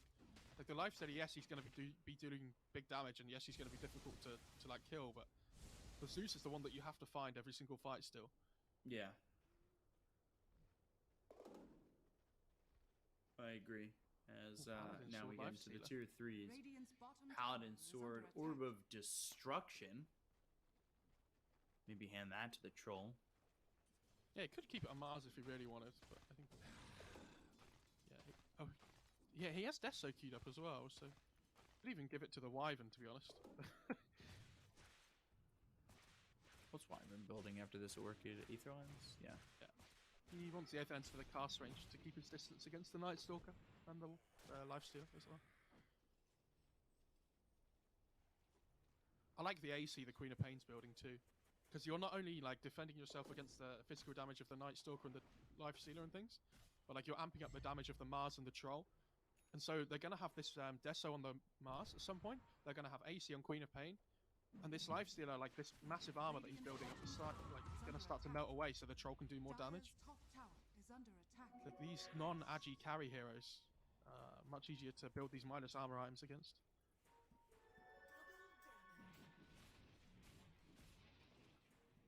You're just pushing out mid. They're gonna look for the top tier too. They'll come over, but there's the glyph coming out from Elephant. Radiant's bottom tower is Oh, under relocate okay? Red Panda. Radiant's bottom He wants the And- ward. fallen. It's on the Red Got it. Panda. They'll get the kill. I mean, look at that attack speed. And from there, they're gonna look towards Roche, but it's not up for another minute. Yeah, but he got the ward, dude, so it's fine. He's gonna have to buy back. I back. It's because they want to chase, but yeah, Ooh. easy shards to block the pathway. Well, the other thing is they don't know if Roche is up, right? Radiant's So, courier has been killed. oh, they did actually. They have a courier in the pit. I was gonna say that Undyne just wants to make sure he's alive for when the oh, they catch the Night Stalker. Ooh, he's in a really bad spot. Sonic Wave, BKB, Old 11 trying to get out. The damage is there from Somnus. Really well done. That Queen of Pain's damage output's pretty high actually. Oh yeah. That was that was a lot better than I thought. She has Mindbreaker as well. I think do they give that to? It's good on any three of them. Yeah, she's gonna keep it. AC and 300 gold as well. Coming up to the high ground, and now they've got the Orchids under got draft, but this is Lifestealer in a lot of trouble. The right clicks coming in with the battle trans. Erica trying to run. They've got the Walrus Punch coming through onto this Undying, but they get the kill on a PYW. Look over as Old 11 takes out FY. They'll buy back on PYW. BKB's getting popped. They've got the tether now on the Night Stalker, trying to keep him alive with the spear pushing away Erica. Looks like Elephant want to break, but they might just keep They going. PYW in a moment has the snowball as well as the shards. Can he block anybody in? No, he can't. Dire's courier has been killed. They were so close to being 100 to 0. The troll, sorry, the Life Stealer, but he invests into the Wisp, and the Wisp just gets outside the walls of the arena before the he gets caught. That was crazy. If they kill the Life Stealer there, then like he has no buyback, so the fight's just over and they get a free Roche on the Dire side. Like this is huge for VICI if they're able to take this Roche. Troll doesn't have BKB for 10. Tombstone up in 5. They're bailing from the pit again, and Queen of Pain coming from the side, thinking about going in, but nobody makes that move. They've actually got the smoke right now on Yang and Red Panda. That's it. And they're standing That's on all- the triangle, looking to go back into the pit.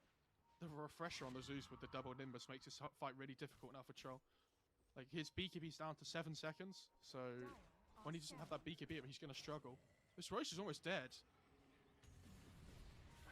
BKBs, Winter's Curse, and Aegis picked up by Eurus. Right clicks coming in. PYW, he's gonna die. Cheese is also a get for Elephant, now up 5k. Big. If they kill the Night Stalker again, he has no buyback. So like he just used it, so the death time is going to be really long. So they've just got to be really careful here on VICI that they don't get picked off while the Tusk is dead. Need to just play it safe.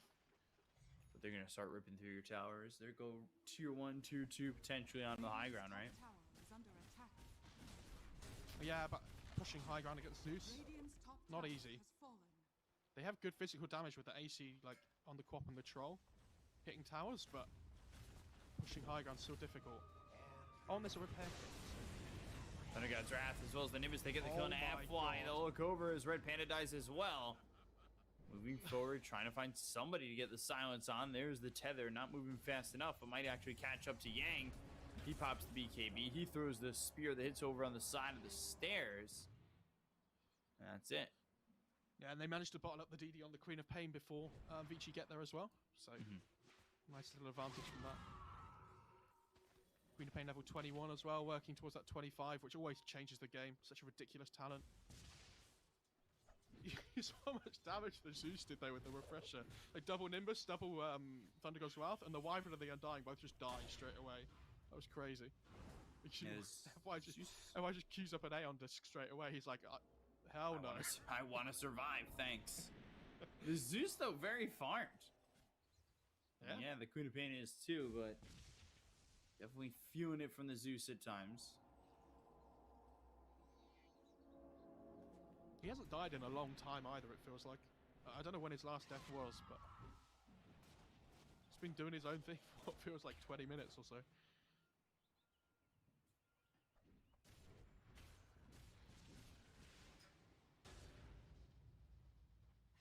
see as they merge over. Erica, spear lands, and let's see what they can get from this. He pops the rage, the relocate out. Nicely done. They're gonna have a spear though to set up if they want when the wisp comes back. So this could be a dead wisp here pretty like safely. I don't even need this spear. They've got the orchid. Oh, spear back, Erica. Almost getting caught. Infest into a creep. He pops out, and they might even want to go for this. It's very difficult to go up the high ground with the Zeus there. If that spear hits the tree though, that could have been a completely different story because then the Tusk has to commit with snowball and everything as well to save the lifestealer. It was so close. It hit just to the right hand side of the tree rather than spot on. It's close. Seemed like it might have been coming up short as well. Top tower is under attack. The dusk. I'm shocked he's not going MKB on the troll though. Like he's going for this satanic, which is still really good. But yeah, the lifestealer's 20% evasion on the halberd, 16% evasion on the talent.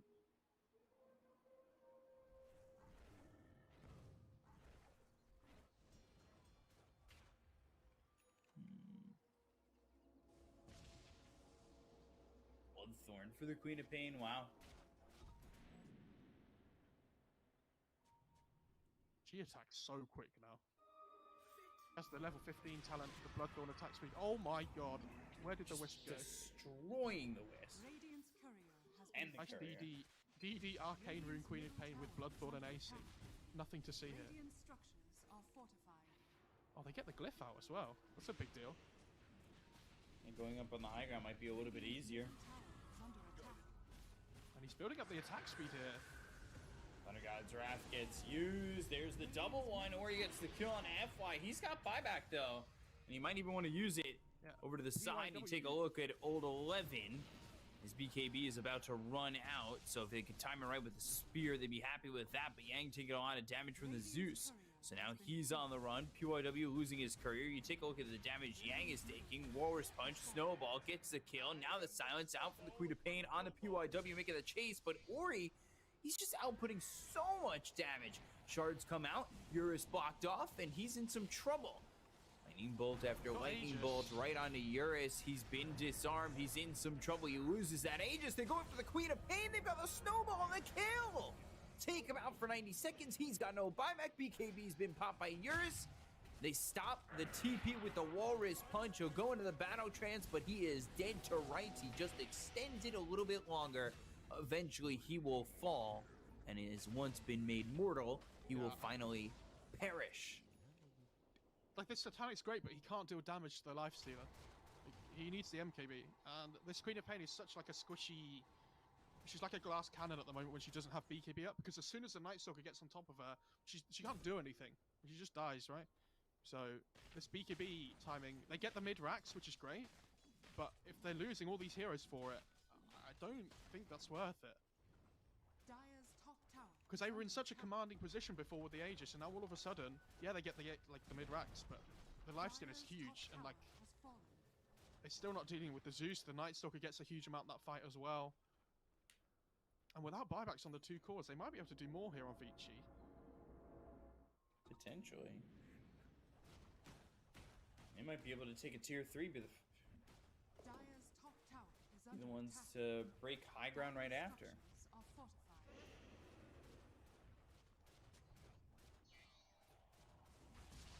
Oh my god, this lifesteal attack speed is crazy. Look the- at that. Look how the quickly he shots. gets through the tower. Dire's top tower has fallen.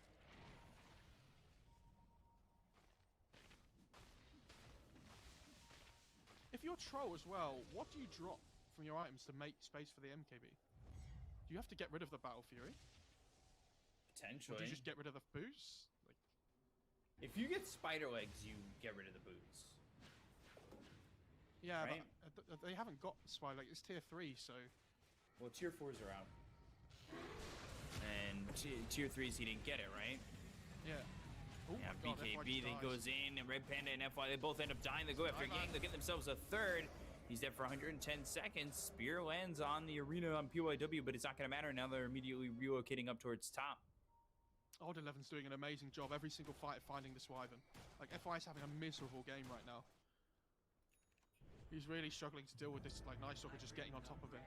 Because he's gone for this really aggressive build with the Orchid, but without any defensive capability, like a Force or a Glimmer or anything, he just gets run down every time. It's such like high risk, high reward on his item build. Middle tower has fallen.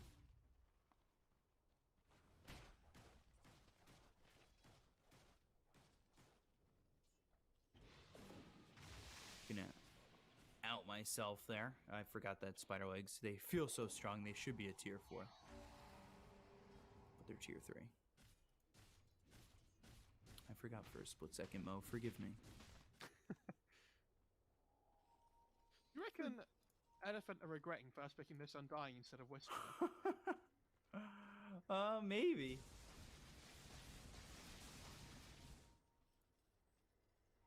Do you reckon they're like, man, I wish we had this like 140 attack speed buff, like the free relocate save out? Like, it's not even like the Undying's done poorly. I think Red Panda's played okay, but this Wisp hero is just crazy. Whoa, Thunder Oh my God's Wrath, God. Refresher. Somnus. Oosh.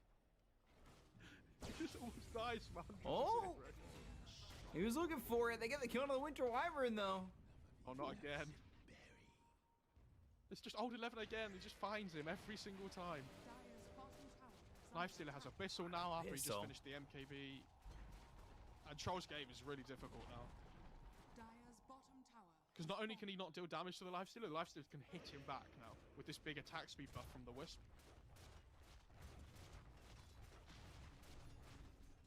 And without Wyvern, what's the Lifestealer scared of here? Oh, jumping in, going for it. BKB's been popped. He's in between the tier 4s, but he doesn't care. He's going after the Queen of Pain. They've got the sound of this troll as well as the Queen of Pain now backing up, but he is out of health and out of mana, out of time. Ooh. Oh, 11 ends up dead. He'll use the Rage, infest into the Cardi, now trying to run. Looks like the bashes are out. They've got the arena down. They silence him up. He's got the Lotus Orb trying to fight this Snowball coming out. The relocate is there. Over to the side. Oh, this Tusk is... PYW, though. Havoc Hammer, and Shards. That's not going to be enough. Now he looks over at Red Panda. Can he get the kill onto the Undying? Yes, he can. Now he looks over and closes off the Queen of Pain. Can he do it all? He looks over at Yang, finds a triple kill. Eurus is next on the menu. BKB, it's not going to matter. He's got the Abyssal Blade, and he'll take out everybody. Oh, my. Erica. It's not just Erica, though. It's the Zeus in the backline. Like, Ori's not getting gone on. He's doing whatever he wants. He's So, 5, like, when 2, the and BKBs 22. run out, he's just dealing with so much damage in fights. Dire's middle tower is under attack. Radiant He actually has the Refresher Shard ready to go. Build up the attack speed, Eurus. Come on. There's the dear. tether. Oh, Anything you can do, I can do better. You have to build up your attack speed. I've got my man right here in the Wisp. Right click's coming in. Eurus hit with the Cold Embrace, but it's not going to matter. They get the kill on the troll, and immediately they call GG. VICI. They take game 1 over Elephant. VICI game. great game though. Wow. One of the better ones we've had so far this tournament. Old 11 definitely the MVP for me on this Night Stalker. Like the FY just hasn't had a game, and he must be absolutely furious. Like on FY, he just hasn't been able to play Dota like all game, right? Like, I don't know. This Wisp was incredible. Like I think PY, I mean they all played really well. Let's be honest. Like the 2 cores died 3 times between them. Old 11 just finds the Wyvern every single fight. The DY with constant relocate saves. The big one was in the Radiant top jungle where they managed to get the Lifestealer out when he invested in the Wisp. Like that was the big turning point in the game for me. And then PYW on the Tusk, like these constant, I don't know, he had so much aggression in this early game with the Wisp, right? Like, I don't know, they played incredibly well. I don't even think Elephant played poorly. Like, it's just No, I don't this think so either. Wyvern just wasn't able to play. And there became a point where it felt like him and the Undying really weren't able to play Dota. Erica goes 11-1-4, but the Zeus goes 6-2-22. Once they weren't really able to do anything to Ori, he was just able to do whatever he wanted. And he had the Refresher, he had the Octarine Core, Thunder God's Wrath, Nimbus, Thunder God's Wrath. FY, he understands he's dead. What do you do? I'd be really surprised if Wisp gets let through for the next draft, though. I think that hero is crazy right now. It's Yeah. 140 attack speed, decent lane, helps you farm fast. Take that hero out. Like global presence, just get rid of it. Yeah. So we'll see what they can do. Sorry, took me a while. I'm embracing it. I'm embracing that game one, seeing what Elephant can do coming into game two, and what VICI are gonna do if they can finish this off 2-0 and 9. We guess odds wise get the upset. This felt like a Yeah. pick'em game, so we'll see. But game two coming up next. Stay right there. We'll be right back.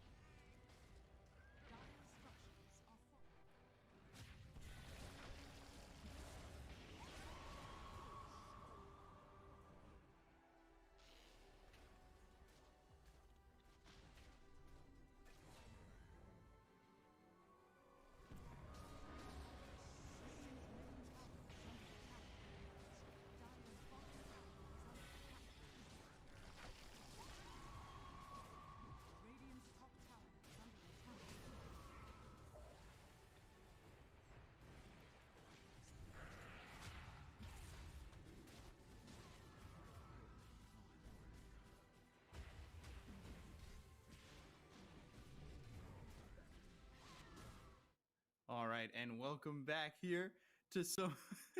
so...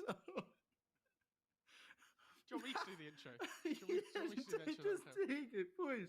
Go. Production just threw Beak up under the bus because he hadn't finished eating yet, which is one of my favourite things I've ever seen them do. Thank you very much for that. Welcome back, everybody, to OGA Dota Pit China. It's me, your host, Mo Farah, joined by my analyst, Beak-up. All I wanted was one cookie, and I'm the slowest eater I think I've ever seen in my life before. That was all I wanted. Amazing. Anyway, so game 2, VICI versus Elephant. Probably one of the better game ones we've had so far this tournament. One of the better games in general. I think it was a good fun to watch. Lots of interesting item builds, lots of interesting heroes. No Sven. That's the best part. No Sven. It's a thumbs up from me. I'm right there. Double thumbs up. No Sven. Keep it that way, please. Some interesting item builds, though. It'll be interesting to see if Elephant end up regretting some of their item choices in that game. Like no MKB on Troll, like the Orchid Aether Lens on Wyvern, then still just dying every fight because he has no blink for the Night Stalker or anything. Yeah. So yeah, they'll be a little bit disappointed, but again, I still think either of these teams can beat each other relatively easily. And that's why we said this series was going to be the most exciting one of the day, because it felt like these two teams are very close. Like they really are just like, it's a pick 'em. It really, like you said, I think you said in the first game, it's a coin flip, honestly.